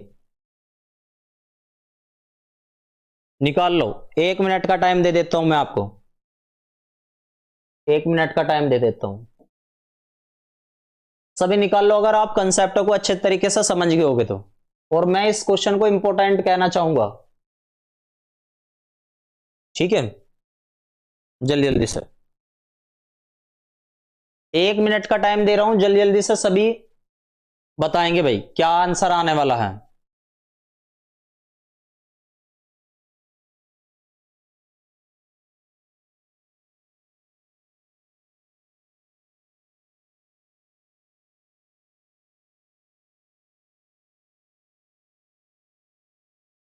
जी की वैल्यू 10 ले लो, 10 ले लो, ठीक है। टाइम भी बता दो, टाइम भी अच्छा रहेगा इसमें। रेंज 240 मीटर, रेंज कितनी आई है? 240 मीटर। बाकी सभी निकाल लो जल्दी जल्दी से, आंसर आना चाहिए।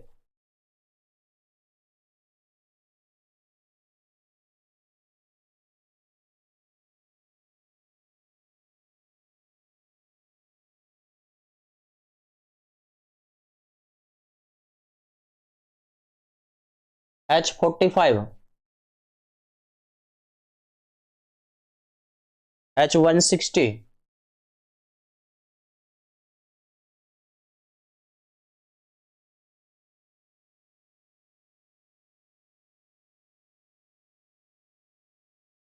जल्दी जल्दी से आंसर आने चाहिए। मैं डेफिनेटली कह सकता हूं आपके लगभग गलत आंसर आएंगे, क्योंकि आपने ऐसे ऐसे क्वेश्चनों के लिए ना गलत कंसेप्ट लगा रहे होंगे। आल लगे ना, अभी खुद ही देख लो क्वेश्चनों में कितना डिफरेंस आल लगा आपका।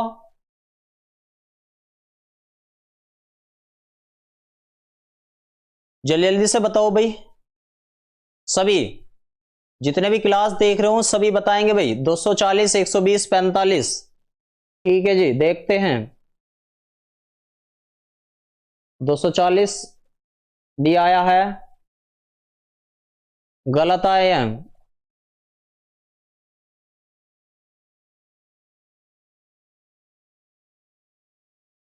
tan theta is equal to 4/3 time 6, angle 2 degree. अरे वाह, सभी निकाल लो। मैंने कहा था ना गलत आएगा ज्यादातर, वही केस बनना है।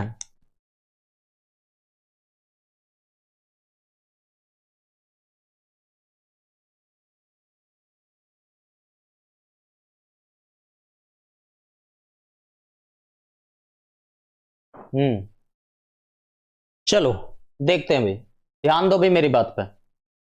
u इजिकल टू ये दे रखा है, तो मैंने आपको क्या बताया था, ये वाली जो टर्म्स दे रखी है यू एक्स इजिकल टू कितना दे रखा है, इसका 30 दे रखा, और ये जो यू वाई दे रखा है ये कितना दे रखा, 40 दे रखा।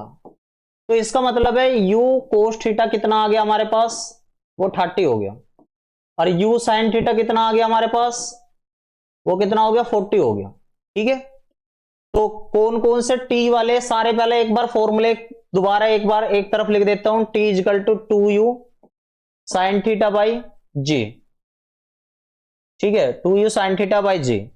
फिर इसके बाद टाइम का था, इसका था हाइट का, u square sine square theta by 2g। और ऐसे ही यहां पे किसका था हमारा, रेंज का, रेंज का क्या था, u square sine 2 theta by g. यही फॉर्मूले थे, एक बार चेक कर लो भाई, एक बार चेक कर लेंगे भाई। एच का u square sine square, you square sine square theta by 2g, बिल्कुल बढ़िया। और टी का 2u साइन थीटा बाई जी, बहुत बढ़िया।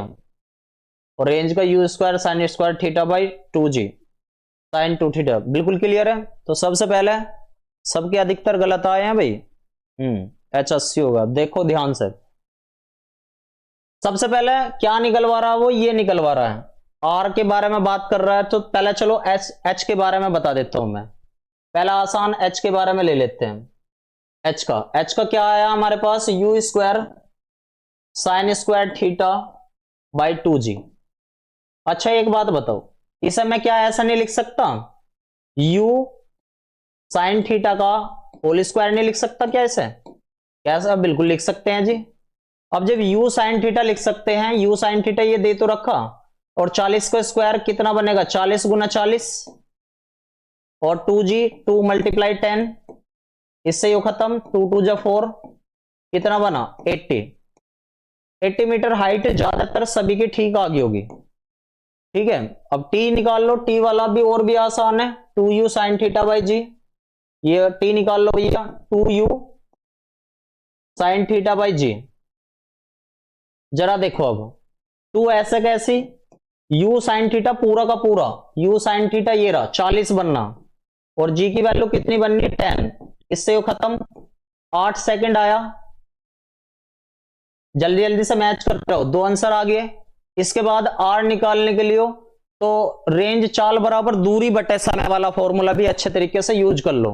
तो रेंज इजिकल टू डिस्टेंस ही तो है, चाल speed equal to distance upon time, ये एक तरीके से डिस्टेंस है, डिस्टेंस है। और speed multiply time, speed multiply time. ठीक है, अब जरा ध्यान दो भाई यहां पे, या एक काम करते हैं, इसे अगले पेज पे ले लेते हैं। यहां तक तो क्लियर हो गया, यहां पे ले लेते हैं इसे, यहां पे ले लेते हैं क्या, रेंज डिस्टेंस, क्या जाओगे, range equal to velocity speed multiply time. Time कितना दिखाई दे रहा मैम, टाइम कितना दिखाई दे रहा हमारा 8 सेकंड, कितना दिखाई दे रहा 8 सेकंड। अब स्पीड जो है, ये हमारे पास जो स्पीड है, अब स्पीड की वैल्यू बताओ भाई, कैसे सर, कौन सी टर्म्स, जल्दी से बताओ कौन सी टर्म्स कौन सी टर्म्स, सुरेंद्र कुमार जी जल्दी से बताओ कौन सी टर्म्स। अब जो ये स्पीड है, रेंज हमेशा हम किस डायरेक्शन में देखते हैं, स्पीड किस, रेंज हम देखते हैं एक्स डायरेक्शन में, यानी कि एक्स एक्सिस की डायरेक्शन में। तो स्पीड भी कौन सी डायरेक्शन में देखेंगे, एक्स एक्सिस में। तो इसका मतलब है स्पीड एक्स एक्सिस की डायरेक्शन में कौन सी है, ये रही 30, तो ये आया, और 8 दिया 240 मीटर। अब बताओ कौन किस किस का कितना कितना आंसर आया, जल्दी बताओ भाई, किसी को कोई डाउट। फिर एक क्वेश्चन और दे रहा हूं ऐसे बढ़िया सा, दोबारा रिपीट कर देता हूं, u ये दिया हुआ मिलेगा आपको, u equal to 30 i cap plus 40 j cap, ये मिलेगा। ठीक है, जब ये वाला मिलेगा तो आई वाला कंपोनेंट हमेशा एक्स एक्सिस के कार्डिजन को शो करता है, जे वाला वाई एक्सिस के कार्डिजन को शो करता है। तो ये वाली टर्म्स हमारी किसकी होगी, 30 की, और ये वाली टर्म्स किसकी होगी हमारी 40 यानी कि वाई की। इसके कंपोनेंटों को इससे रख लिया, इसके कंपोनेंटों को इसके साथ रख लिया। अब देखो ध्यान से, एच का हमारे पास सबसे पहला एच का ये सारे फॉर्मूले, तीनों फॉर्मूले याद रखेंगे अच्छे से। और एच का formula you square sine square theta by 2g। तो क्या मैं ऐसे नहीं लिख सकता यू साइन थीटा का होल स्क्वायर? सर मेरे सारे आंसर ठीक थे, बिल्कुल बढ़िया एकदम। तो अब आप देखोगे यू साइन थीटा जो है, यू साइन थीटा जो हमारे पास टर्म्स है ये कितना है 40, 40 का स्क्वायर हो रहा, 40 का स्क्वायर का मतलब 40 को 2 बार लिख लिया। 2 ऐसे कैसी, जी की वैल्यू यहां पे आएगी तो 80 आ गई। अब मैं इसके लिए इसकी फिर टाइम निकाल लिया, टाइम का भी बहुत आसान है, 2u sine theta by g. अब u sine theta, u sine theta ये रहा ना, तो 2 ऐसे कैसी 40 ऐसा लिया, यहां खत्म, यहां कितना सेकंड आ गया 8 सेकंड, कोई नहीं, ठीक है बिल्कुल बढ़िया। इसके बाद हमने रेंज निकालने के लिए, और रेंज निकालने का मैंने इस वजह से सबसे लास्ट में फॉर्मेट बनाया इसका, क्योंकि इसके लिए मुझे टाइम की जरूरत पड़ती और डिस्प्लेसमेंट बहुत सारी जरूरत पड़ती। तो मैंने यहां से रेंज का फॉर्मूला बनाया स्पीड मल्टीप्लाई टाइम, यानी कि distance is equal to speed multiply time. और यहां से यानी कि ये जो विस्थापन है यानी कि परास जो है वो स्पीड, स्पीड कौन सी एक्सिस में देखी जाएगी सर? उसी मेथड से, क्यों नहीं आया सर उस मेथड से? कौन से मेथड से? बिल्कुल वही मेथड तो है, वही मेथड है, सेम मेथड है, दिक्कत ना लो, ठीक है। स्पीड ले ली 30, ये एक्स एक्सिस की बात देखनी है हमें। तो सबसे ज्यादा जिस किसी ने आर निकाल लिया होगा अधिकतर गलत सही होगी मतलब उसकी कहानी। अब इसके बाद इसका एंगल के बारे में पूछ रहा, वो एंगल देखो, एंगल, एंगल कैसे निकालते थे हम? एंगल था tan theta is equal to, और tan थीटा आपको पता ही होगा कि क्या होता है, परपेंडिकुलर अपॉन बेस होता है। परपेंडिकुलर का काम यहां पे वाई एक्सिस कर रही है यानी कि 40, और बेस का काम एक्स एक्सिस वाले टर्म्स कर रही है। तो यहां से ये खत्म हो गया होगा यानी कि 4/3। इस फॉर्मेट को हम बना ले रहे होंगे। क्लियर है सभी को? सभी एक बार थंब करके बताओ कोई दिक्कत समस्या तो ना, फिर क्वेश्चन दे रहा हूं जल्दी जल्दी से, फिर क्वेश्चन दे रहा हूं भाई जल्दी जल्दी से।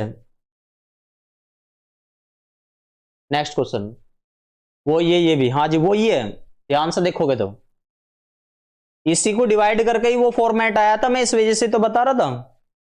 चलो एक क्वेश्चन और लिख लो, u की वैल्यू है 3i कैप है प्लस 4j कैप है। इस बार आपसे जो पूछ रहा है वो पूछ रहा है h मैक्सिमम, h मैक्सिमम पूछ रहा है और r मैक्सिमम पूछ रहा है, ठीक है जल्दी जल्दी से आंसर आना चाहिए। 1 मिनट का टाइम दे रहा हूं सभी को, 1 मिनट के उसमें आपके एक तो आंसर आ जाना चाहिए भाई 1 मिनट के उसमें, ठीक है जल्दी जल्दी से सभी का आंसर आ जाना चाहिए भाई, जल्दी जल्दी से आंसर बताएंगे।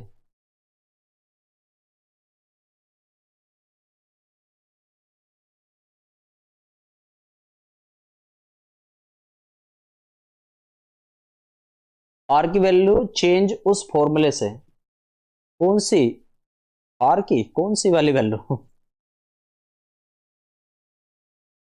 कौन से, कहां पे चेक कर लेता हूं मैं एक बार।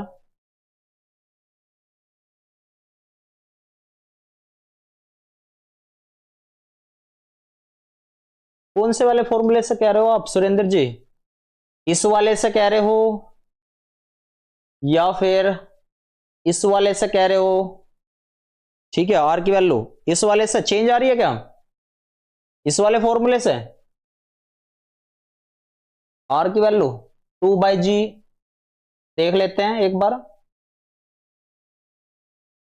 आर की वैल्यू को कहां था भाई हमारा, आर की वैल्यू, हाँ आर की वैल्यू क्या थी 2/g ux multiply u y, तो 2 मल्टीप्लाई 10, और ux की वैल्यू कितनी है हमारे पास में 30 और 40, 40 इससे खत्म, तो 30 दूनी 60, 49, 240 आ रही है, सही तो आ रही है, उससे भी सही आ रही सुरेंद्र जी। चलो बाकी चेक करके देख लेना भैया, आप सभी सभी का आंसर आना चाहिए भाई।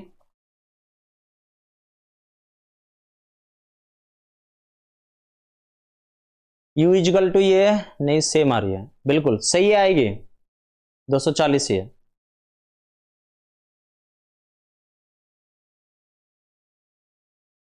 सभी का आंसर आना चाहिए भाई।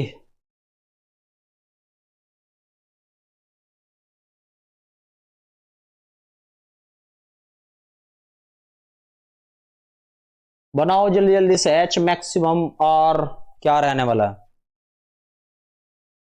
तो H का फॉर्मूला क्या बताया था, जल्दी जल्दी से T और H के फॉर्मूले अगर आप अच्छे तरीके से याद रखे तो U square sine square theta by g, ये तो था भाई 2G या G, चेक कर लो भाई सिक्वेंस वाइज। सही है। अब H मैक्सिमम आपसे पूछ रहा है वो, तो H मैक्सिमम का मतलब होता है थीटा बराबर 90, कितना, थीटा बराबर 90, ठीक है। या फिर आप डायरेक्टली भी मतलब वो वाला भी यूज कर सकते हो, U साइन थीटा का होल स्क्वायर बाय 2G। चलो इससे चेक कर लो, U साइन थीटा कौन सा बनेगा इसमें, J वाला, यानी कि 4 का स्क्वायर कितना बनेगा 16 और 2 मल्टीप्लाई 10, ठीक है, ये क्या बनेगा 8, यानी कि 0.8 मीटर। किस किस का आया ये वाला, चेक करो जल्दी जल्दी से। H की वैल्यू 0.8 मीटर, ठीक है। H मैक्सिमम 0.8 मीटर, बिल्कुल बढ़िया। हाँ 0.8, ठीक है। R चेक कर लो जल्दी जल्दी से। तो R का क्या फॉर्मूला था, U square sine 2 theta by g, यही तो था। तो R इजिकल टू इसे कैसे लिख सकते थे हम, मैंने वहां से फॉर्मेट भी बताया था आपको, 2 by g u x multiply u y. तो 2 मल्टीप्लाई 10, यू एक्स की वैल्यू कितनी दे रखी 3 और यू वाई की वैल्यू कितनी दे रखी 4, ठीक है। तो 4 3 12 दूनी 24 बटे 10, कितने आ गई 2.4 मीटर, 2.4 मीटर मेरा सही है। सभी कमेंट करके बताओ, नहीं आएगा क्या 2.4 मीटर। जित कुमार जी देखो ध्यान से मेरी बात को, H मैक्सिमम आर मैक्स, जब उसने आपको R मैक्सिमम दिया हो और जब आपको H मैक्सिमम दिया हो, H मैक्सिमम दिया हो, तभी आपको ये वाला फॉर्मूला लगाना है R मैक्सिमम का। H मैक्सिमम वो H maximum, H maximum is equal to R maximum by 2, जब दोनों चीज मैक्सिमम दे रखी है उसने। लेकिन अभी आप देख रहे होगे यहां पे केवल H मैक्सिमम दे रखा, R नहीं दे रखा। सही है, दोनों क्लियर है, जल्दी बताओ भाई।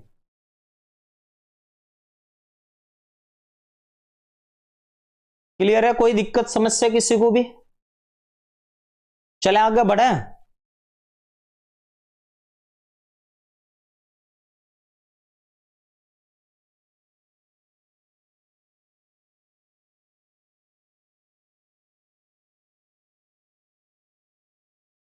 ठीक है, एक क्वेश्चन बता देता हूं। रेंज क्वेश्चन दे रखा है, जो रेंज है हमारी हाइट के H मैक्सिमम के कंपैरिजन में 4 टाइम्स है, 4 टाइम्स है। तो एंगल बताओ, थीटा बताना है। जो रेंज है वो H मैक्सिमम के रेस्पेक्ट में कितने टाइम्स है, 4 टाइम्स है। R जो है H मैक्सिमम के रेस्पेक्ट में कितनी टाइम्स है, 4 टाइम्स है। तो थीटा बताना सबको, ठीक है, सभी को थीटा बताना है। यानी कि सीधी सी बात है, R की वैल्यू ज्यादा होगी, H की वैल्यू कम होगी। तो अगर 4 H मैक्सिमम मिलके क्या बना रहे हैं, R बना रहे हैं, तो एंगल कितना बनेगा, जल्दी से बताओ। यानी कि रेंज, मैं क्वेश्चन को रिपीट कर देता हूं, रेंज H मैक्सिमम के मुकाबले, H मैक्सिमम के कंपेयर में 4 टाइम्स है, तब प्रोजेक्शन एंगल कितना होगा? एंगल फाइंड करना आपको, जल्दी बताओ आंसर कितना होगा। सभी का आंसर आना चाहिए, 30 सेकंड का टाइम दे रहा हूं, सभी का आंसर आना चाहिए। ठीक है भैया, सभी का आंसर आना चाहिए।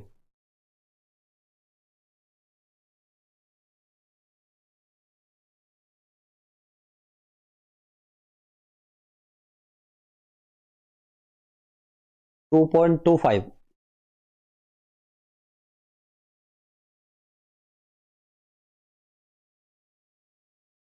सभी का आंसर आना चाहिए।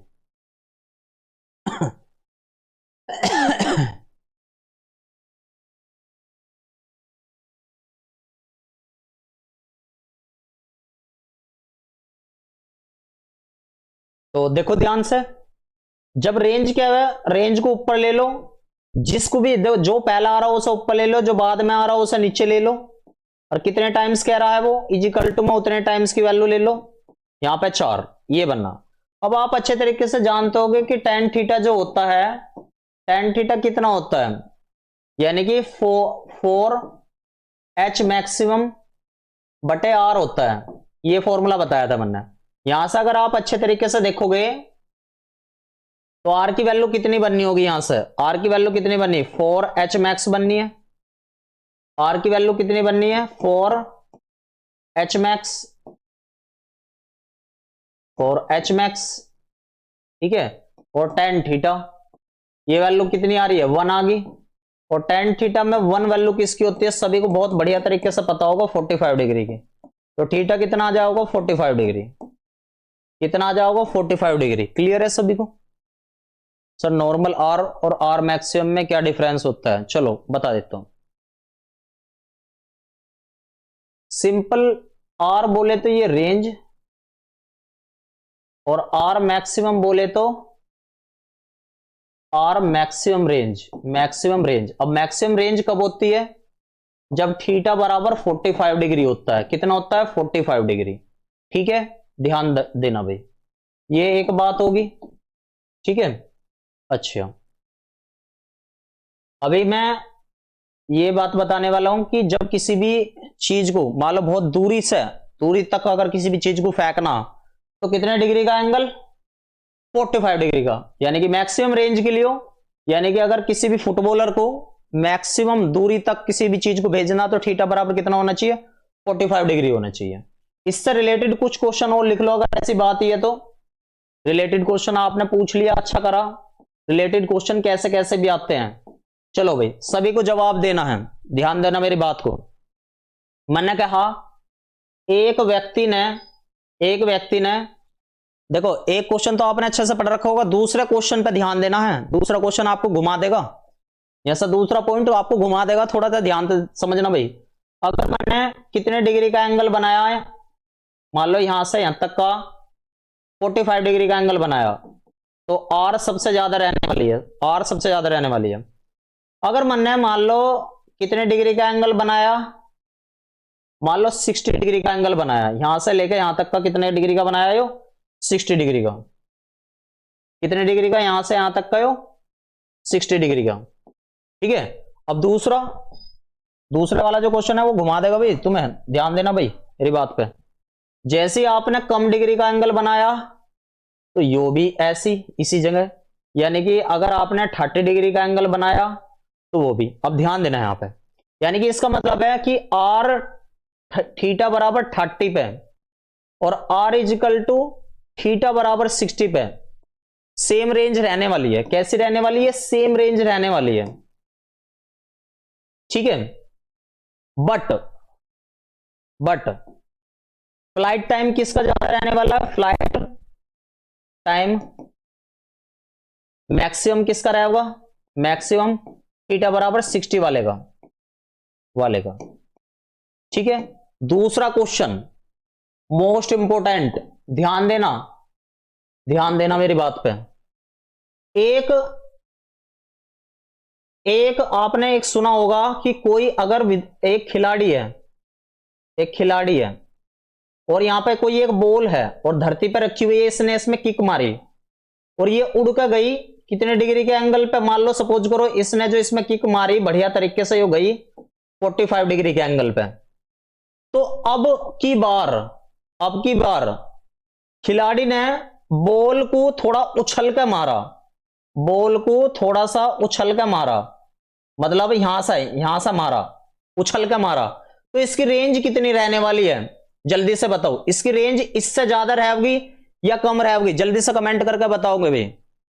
ध्यान देना भाई, पहले वाली बात सभी को पता थी ज्यादातर कि आर थीटा बराबर 30 डिग्री, आर थीटा बराबर 60 डिग्री का सेम रेंज रहती है, लेकिन फ्लाइट टाइम मैक्सिमम किसका रहता है? 60 डिग्री वाले का। और सबसे ज्यादा रेंज आर मैक्सिमम आपने इससे पढ़ा होगा, आर मैक्सिमम किस पे मिलती है? थीटा बराबर 45 डिग्री पे मिलती है। लेकिन मैं आपसे क्वेश्चन पूछ रहा हूं ध्यान से, एक खिलाड़ी है, जैसा आपने क्रिस्टियानो रोनाल्डो का नाम सुना होगा, ठीक है, मेसी का नाम सुना होगा, है ना, और किस किस का सुना आपने? पेले का नाम सुना होगा, है ना। तो क्या करते थे वे लोग, अब हम मान लो हमारे सामने फुटबॉल है, हम खड़े खड़े मान लो मैंने एंगल 45 डिग्री के एंगल पे उसे फुटबॉलर बन गया मैं, तो मेरी यहां से एक रेंज आई। अब की बार जैसा क्रिस्टियानो रोनाल्डो, जैसा आपने देखा होगा ऐसा ऐसा करके वो ऐसा उछल के मारता है किक, मतलब थोड़ा सा इससे थोड़ा, या जैसा बॉल आ रही है, जैसा आपने देखा होगा वो सिर से भी मारते हैं बॉल को, ऐसा उछल का मारा उसने। हाँ जी, नेमार का भी नाम सुना होगा आपने, है नहीं, अर्जेंटीना का, बढ़िया, ये सब अर्जेंटीना इंग्लैंड के बहुत सारे हैं, है ना, बेफिक्र रहो। तो कहने का मतलब है इस केस में इसने थोड़ा सा उछल का मारा, तो इसकी रेंज कैसी रह जाओगी? जल्दी से कमेंट करके बताओ। क्वेश्चन यो है मेरा कि अगर 45 डिग्री पे किसी खिलाड़ी ने, ठीक है, क्या करा? बॉल को मारा, उसकी रेंज बनी कुछ, ठीक है, और मैं कह रहा हूं कि एक खिलाड़ी ने थोड़ा सा उछल के बॉल में मारा, तो उसकी रेंज क्या रहेगी? तो ध्यान रखना, इस केस में आपकी यह अवधारणा बिल्कुल गलत होने वाली है कि 45 डिग्री के एंगल पे रेंज ज्यादा होती है। ये सेकंड वाला कंसेप्ट आपको घुमा कर रख देगा।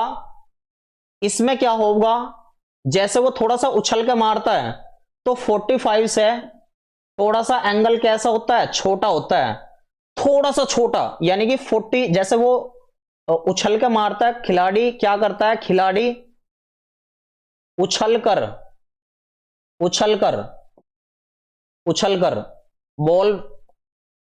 बॉल को किक करता है, फुटबॉल होगी, फुटबॉल को किक करता है, ठीक है, इस तरीके से तो किक करता है। तो इस केस में थीटा जो है 45 डिग्री से बहुत छोटा, थोड़ा बहुत, हां, थोड़ा सा छोटा रहा, तो इस केस में उसकी रेंज ना 45 डिग्री वाले से ज्यादा होती है। तो इस केस में उसकी रेंज ज्यादा होती है किसके मुकाबले? ऊपरले वाले के मुकाबले। बात आ रही समझ में? रेंज मैक्सिमम होगी, हाँ बिल्कुल सही बात है। अगर खिलाड़ी उछल कर मार रहा है फुटबॉल को, तो और वो 45 से बस थोड़ा सा एंगल कम है, तो इस केस में रेंज कैसे जाओगे? ज्यादा। तो ये अवधारणा बिल्कुल गलत है कि 45 डिग्री पे ही उछल कर मारेगा तो हाइट बढ़ेगी, देन रेंज कम होगी, कम नहीं होगी।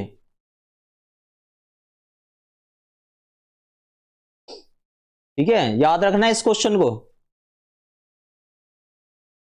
ठीक है। उछल के मारने पर, खिलाड़ी उछल के अगर फुटबॉल में किक मार रहा है, तो इसका मतलब है रेंज बढ़ रही है, रेंज बढ़ेगी इस केस में। किस, और एक कंडीशन और है, रेंज बढ़ने की भी एक कंडीशन और है, 45 डिग्री से कुछ ही कम एंगल की बात हो रही है यहां पे। ऐसा नहीं है कि हर किसी केस में, है ना।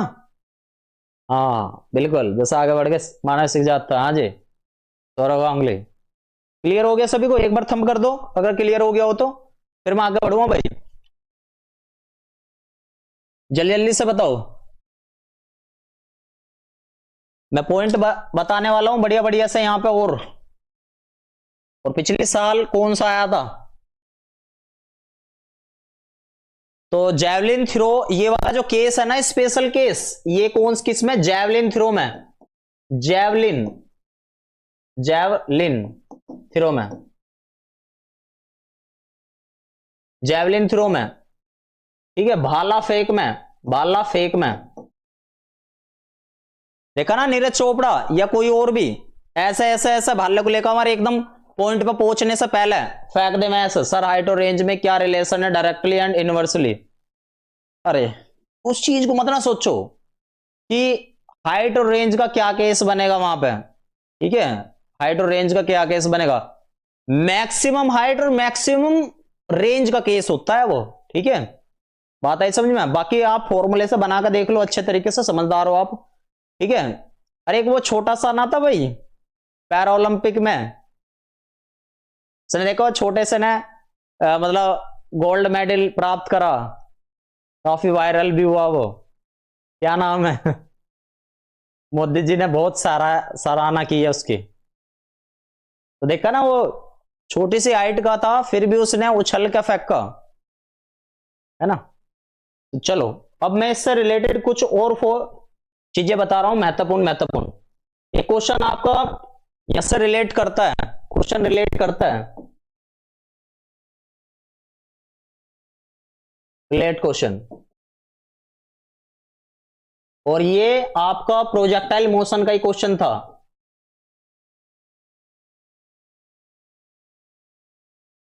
किसका? प्रक्षेप्य गति का,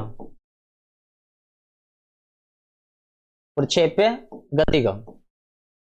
देखो आपको इनमें से सिलेक्ट करना है कि किस केस में रिजल्ट मिलेगा, किस केस में रिजल्ट नहीं मिलेगा, ठीक है। एक शाखा है, उस पे एक बंदर बैठा हुआ है, एक बंदर बैठा हुआ है, एक बंदर है, ये एक मंकी है। और यहां पे एक तोप है हमारे पास, इस तरीके से तोप है, ठीक है। और यहां से कोई भी बुलेट निकल के चलती है या गोला निकल के चलता है, ये तोप है भाई हमारी, ठीक है। ध्यान देना। अब पहला केस, पहला है केस पहला, बंदर, आपको बताना है कौन से केस में बंदर को गोली लगेगी। बंदर को गोली लगेगी। केस फर्स्ट, बंदर जब गोली छूटती है तब भी डाली पर बैठा रहे,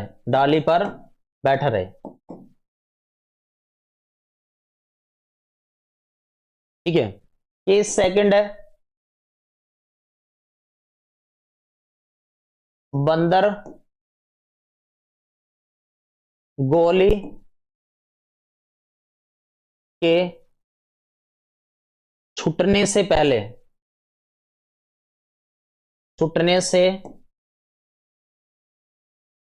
कुछ समय पहले कूद जाए, ठीक है। केस थर्ड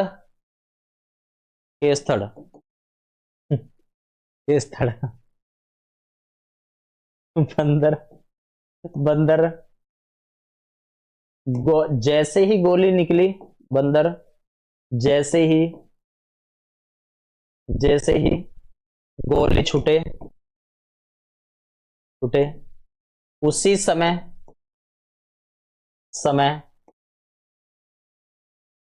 कूदे,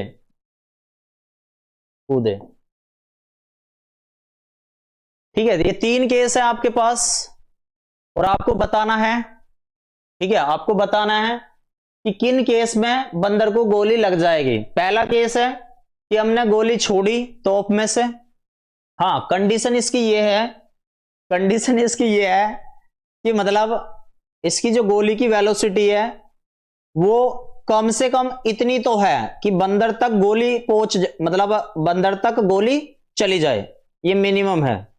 ठीक है, अब पहली कंडीशन क्या बताई है कि बंदर जब गोली छूटती है तब भी डाली पर बैठ रहा है। बंदर अपनी जगह अगर बैठा रहे और गोली छूट जावे तो इस केस में क्या उसे गोली लगेगी, आपको बताना है केस।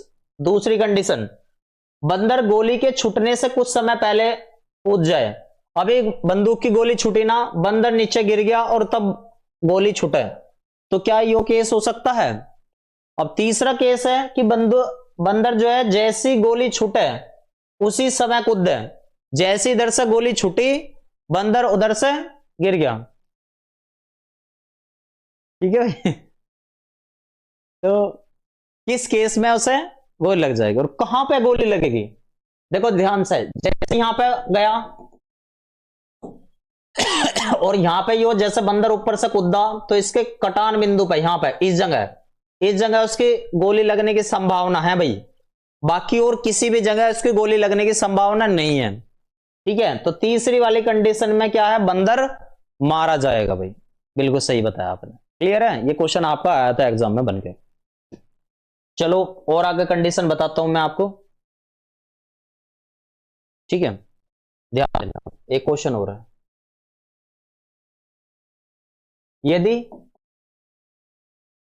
कोई व्यक्ति यदि कोई व्यक्ति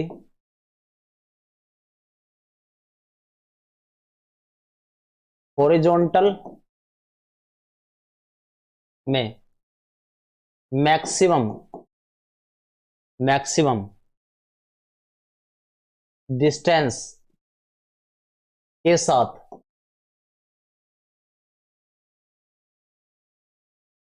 200 मीटर नापता है, 200 मीटर से किसी पिंड को फेंकता है, 200 मीटर 200 मीटर किसी पिंड को फेंकता है, तो ऊपर की दिशा में तो ऊपर की दिशा में अधिकतम कितनी हाइट तक अधिकतम कितनी हाइट तक फेंक पाएगा, अधिकतम कितनी हाइट तक फेंक पाएगा फेंक पाएगा हो सकती है। बहुत बदनाम मेल को ही क्यों किया जाता है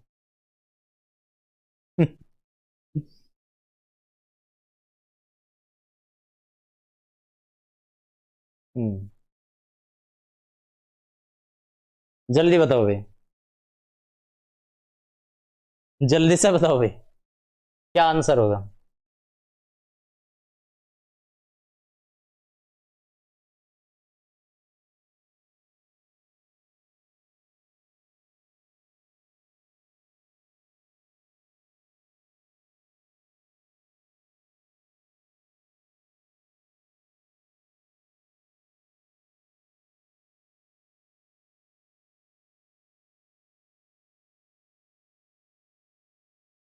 ठीक है, सभी का आंसर आना चाहिए।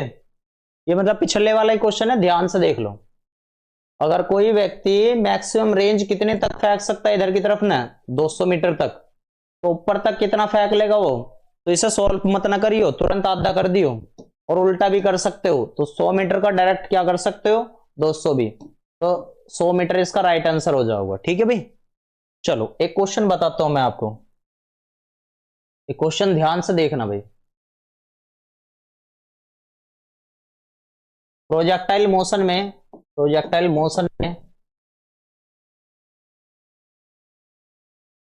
किस पर फोर्स नहीं लगता।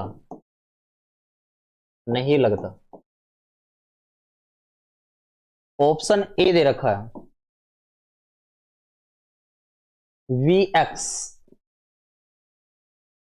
बी ऑप्शन या ऐसा कह देते हैं, ऐसा कहते हैं हॉरिजॉन्टल, हॉरिजॉन्टल हॉरिजॉन्टल कंपोनेंट पे,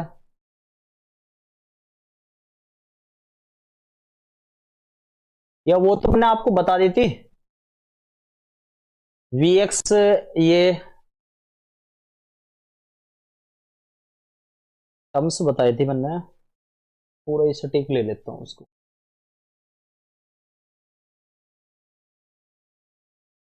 हम्म।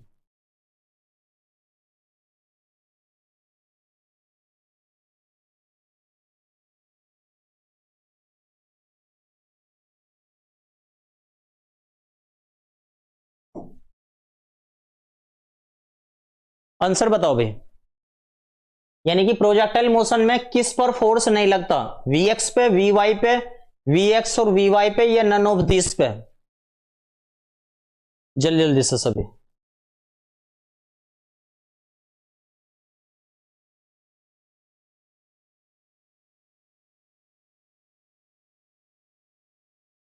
यानी कि कुल मिलाकर कौन सी चीज इनमें कांस्टेंट बनी रहती है हॉरिजॉन्टल कंपोनेंट पे? तो हॉरिजॉन्टल कंपोनेंट कौन सा है इनमें सब? तो अगर इनकी बात कर लगोगे तो ये वर्टिकल कंपोनेंट है, वर्टिकल कंपोनेंट, यानी कि इसे बोलते हैं हम क्या, ऊर्ध्वाधर घटक, ऊर्ध्वाधर घटक। ठीक है, और इसे क्या बोलते हैं, हॉरिजॉन्टल कंपोनेंट, हॉरिजॉन्टल कंपोनेंट। इसे बोलते हैं क्षैतिज घटक, क्षैतिज घटक। तो कौन से पे, कौन सी चीज इनमें से अनइफेक्टेड होती है, यानी कांस्टेंट कौन सी होती है इनमें से? तो मैंने आपको बताया था Vx का कोई भी सपोर्ट नहीं करता, कोई भी सपोर्ट नहीं करता तो कांस्टेंट बनी रहती है, क्योंकि Vx का कोई भी सपोर्ट नहीं करता। ठीक है, ऊपर के उड़ने में, है ना। तो Vx यहाँ पे कैसा है, जब Vx कांस्टेंट होता है तो उसका मतलब है F एक्सटर्नल कैसा रहेगा, यहाँ पे F एक्सटर्नल कैसा रहेगा, 0। दूसरी कंडीशन है किस पे फोर्स लग जाएगा, फोर्स किस पे लगता है, जल्दी से बताओ। ये इंपोर्टेंट क्वेश्चन था भैया आपका। ठीक है, जल्दी से बताओ भाई। सी।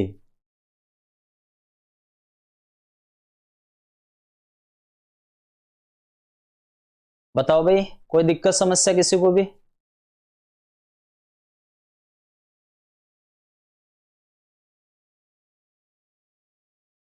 प्रोजेक्शन मोशन में एक्शन रिएक्शन केस नहीं होता है।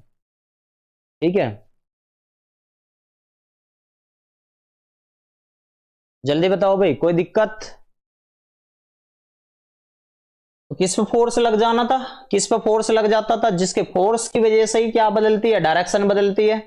और डायरेक्शन कौन सा कंपोनेंट बदलता है अपनी, डायरेक्शन बदलता है कंपोनेंट कौन सा, वी वाई वाला, वी वाई वाला। क्लियर है?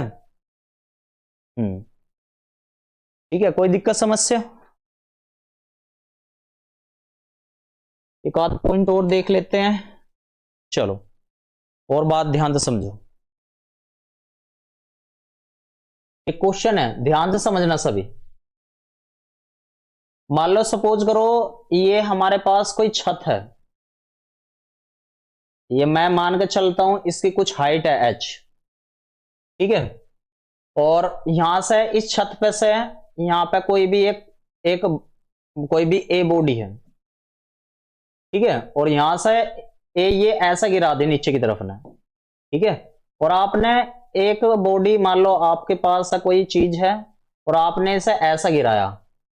ठीक है, ये बी बॉडी है, आपने ऐसे गिराया। तो टाइम बताना है, पहला कौन धरती पे आएगा, अर्थ पे कौन पहला आएगा, अर्थ पर कौन पहले आएगा, कौन पहले आएगा? फर्स्टली कम ए, बी, ए और बी, सेम टाइम पर आएंगे।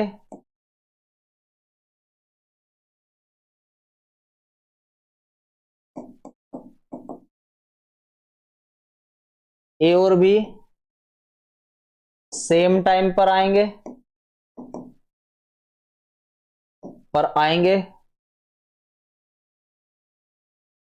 बट आर अलग अलग होगा, और अलग अलग होगा। ई कैन नोट बी से कुछ भी नहीं किया जा सकता। बताओ भाई, दोनों एक साथ आएंगे अर्थ पर। Sir please repeat, drop from a height. Sir monkey वाला फिर रिपीट कर दीजिए। ब्लड के बारे में सोच रही है,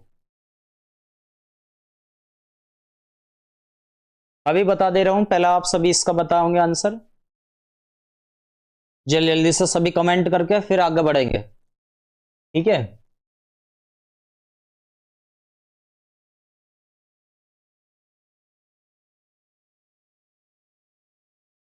सभी आंसर बताएंगे भाई।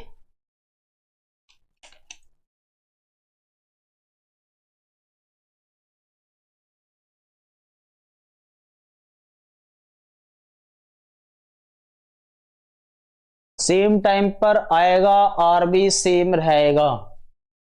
डी ऑप्शन, ए पहले आएगा।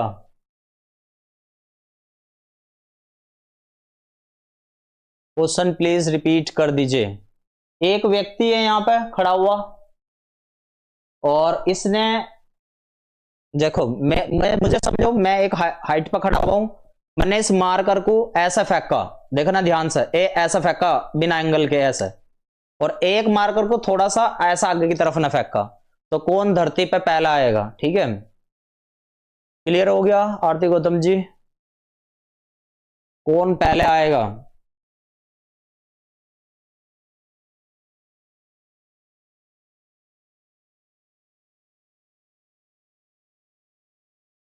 जल्दी जल्दी से सभी एक बार आंसर बताएंगे, जल्दी जल्दी से सभी, कौन पहले आएगा? और ध्यान से बताना भाई, बहुत महत्वपूर्ण क्वेश्चन है।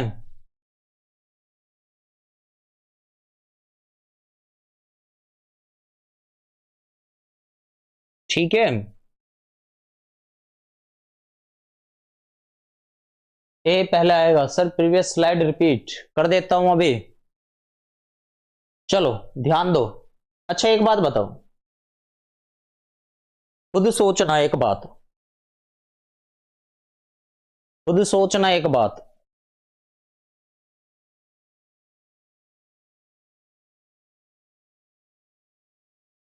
सी, सी भी आया है। ध्यान देना, सेम टाइम और सेम रेंज। सेम रेंज कैसे होगी? देख लो, खुद देख लो, यहां से यहां तक की एक रेंज है, यहां से यहां तक की एक रेंज है, तो ये R1 है, ये R2 है, तो क्या यहां सेम होगी? खुद ही देखो, R2 बहुत ज्यादा है किससे? R1 से, तो सेम रेंज तो हट गया। तो ध्यान रहे, ऐसे वाले केस में सेम टाइम पे आएगा और डिफरेंट रेंज आती है। ध्यान देना इस बात पे, सेम आएगा और डिफरेंट रेंज। ए नहीं आएगा, बी नहीं आएगा, ए बी सेम टाइम पर आएंगे। ये हो सकता था अगर ये डी ऑप्शन ना होता इसमें, क्योंकि इसने आर यहां पे कह दिया था अलग अलग रेंज। डी ऑप्शन इसका राइट आंसर होगा। हाँ जी, क्लियर हो गया? क्लियर हो गया? अच्छा एक बात बताओ, खुद ही सोच के देखो, जब मैंने वी एक्स कंपोनेंट और वी वाई कंपोनेंट पढ़ाया, और वहां पे एक वैल्यू कम हो रही थी, एक वैल्यू फिक्स हो रही थी, तो क्या वहां पे एंगल का कोई केस बताया था? जल्दी से बताओ, क्या वहां कोई एंगल का केस बताया था? क्या वी एक्स और वी वाई वहां एंगल पर डिपेंड करेंगे? बिल्कुल भी डिपेंड नहीं करेंगे, क्योंकि एक टर्म्स तो सेम टू सेम चलती रहती है, एक टर्म्स इफेक्टेड होती रहती है। ठीक है, तो रेंज तो उनकी कैसी हो सकती है? डिफरेंट हो सकती है, but way same gravity, gravity की तो वैल्यू कैसी रह जाने वाली, वहां सेम रहने वाली है। आपने अच्छे तरीके से देखा होगा जी, हर जगह कैसा लग रहा था? वहां पे सेम लग रहा था। मैंने सबसे शुरुआत में यही तो बात बताई थी आपको। देखो ध्यान से यहां पे,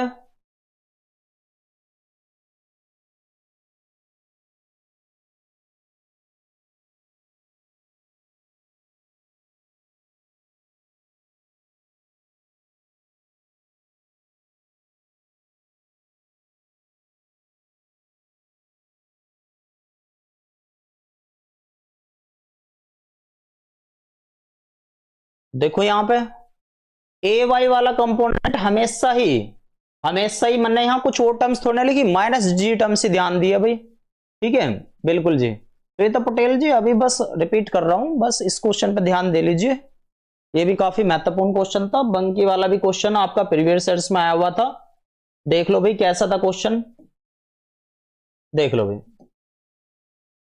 मंकी वाला क्वेश्चन क्या था, ध्यान देना भाई, ये मंकी वाला क्वेश्चन ही आपका प्रोजेक्टाइल मोशन को सही तरीके से एक्सप्लेन किए हुए है, क्या करे हुए, सही तरीके से एक्सप्लेन किए हुए है कि मंकी है, मंकी यहां पर डाली पे बैठा हुआ है, यहां से गोली छूट रही है तोफ के द्वारा, तो बंदर को गोली किस केस में लगेगी, उसने ये पूछा था, ठीक है। तो बंदर जब गोली छूटती है तब भी डाली पर बैठा रहे, खुद ही सोच के देखो, अगर यहां से तोफ की गोली की बात हो रही है, यो तोफ की गोली है, तोफ का गोला है यो, ठीक है, तोफ का गोला है, तो ये अगर मान लो ये यहां पे बंदर यहां पे बैठा हुआ, तोफ का गोला जैसे इसका पाथ आप देखोगे पैराबोलिक है, इसका पाथ कैसा है, यहां पे पैराबोलिक है, यानी कि एक तरीके से परवलयाकार हुआ है, ध्यान रखियो प्रक्षेप्य का पथ परवलयाकार हुआ है, परवल्य हुआ है, तो ये अपनी जगह बैठा हुआ, गोली ऐसा गई और ऐसा यहां पे ऐसा निकल गई, तो इसको कुछ फर्क नहीं पड़ा,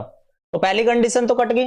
वो कह रहा बंदर गोली के छूटने से कुछ समय पहले क्या होता है, कूद जाता है, ये बंदर जैसे नीचे G1 जैसी ग्रेविटी से आ रहा है नीचे की तरफ ना, ये वाला धीरे धीरे कंडीशन यहां पे जैसी हो गया, अगर इस पॉइंट पे ये आ जाता है, इस केस में अगर ये इस पॉइंट को मिस कर गया या नीचे चला गया, तो इस केस में इसको गोली नहीं लगेगी।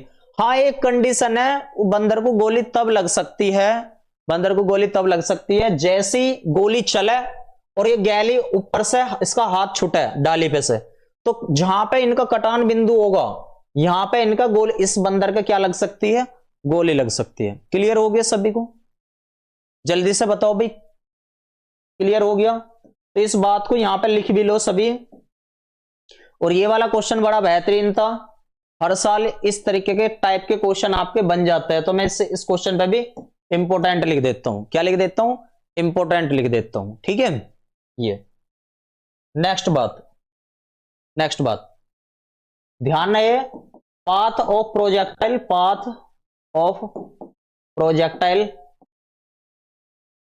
कैसा होता है, पैराबोलिक होता है, यानी कि प्रक्षेप्य का पथ परवलयाकार होता है, कैसा होता है, परवलयाकार, लेकिन इसके लिए भी कंडीशन बनी हुई है, यसे एक क्वेश्चन बन जाता है, ध्यान देना इस बात पे क्वेश्चन बन जाता है, अगर सेम रेफरेंस फ्रेम है तो पाथ कैसा दिखाई देने वाला है, सेम रेफरेंस फ्रेम में तो पाथ दिखाई देगा स्टेट, यानी कि समान, अभी बता रहा हूं इसका एग्जांपल, समान निर्देश तंत्र पर पथ कैसा होगा, सरल रेखा में होगा। कैसा समझ सकते हैं, अगर मैं आपसे कहा कि कोई भी एक विमान है, एक विमान है, ठीक है, और यहां पे दो पायलट बैठे हुए हैं, ठीक है, ठीक है, सुपर ड्राइवर है ना, कंडीशन भी मंकी वाले क्वेश्चन में, हाँ वो तो मैंने वैसा ऐसे अभी 3 ऑप्शन दे दिए, चौथा 5वां और क्वेश्चन भी आ सकता था, ठीक है। अब देखो यहाँ पे 2 पायलट बैठे हुए हैं और इसने पहले वाले पायलट ने क्या करा, बम गिराया ऊपर से, ये क्या गिराया इसने, बम गिराया, तो इस वाले पायलट को, पायलट नंबर 1 है और पायलट नंबर 2 है, तो दूसरे वाले पायलट को इस बम का पाथ कैसा दिखाई देगा, तो इस वाले पायलट को,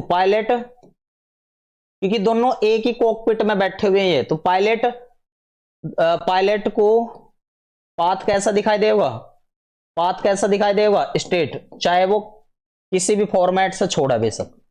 लेकिन अगर यहां पे इस रेफरेंस फ्रेम से बाहर कोई आदमी इसे देख रहा है, इस पायलट को देख रहा, तो ये वाला पाथ इसे ऐसा दिखेगा कि इसने ऐसा फेंका, इसे मान लो ऐसा या ऐसा फेंका है, तो इस वाले जो बाहर खड़ा हुआ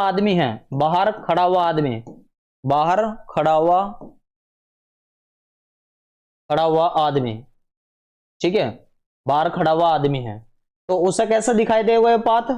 पैराबोला दिखाई देगा, पैराबोला दिखाई देगा। ठीक है, कैसे दिखाई देगा? पैराबोला।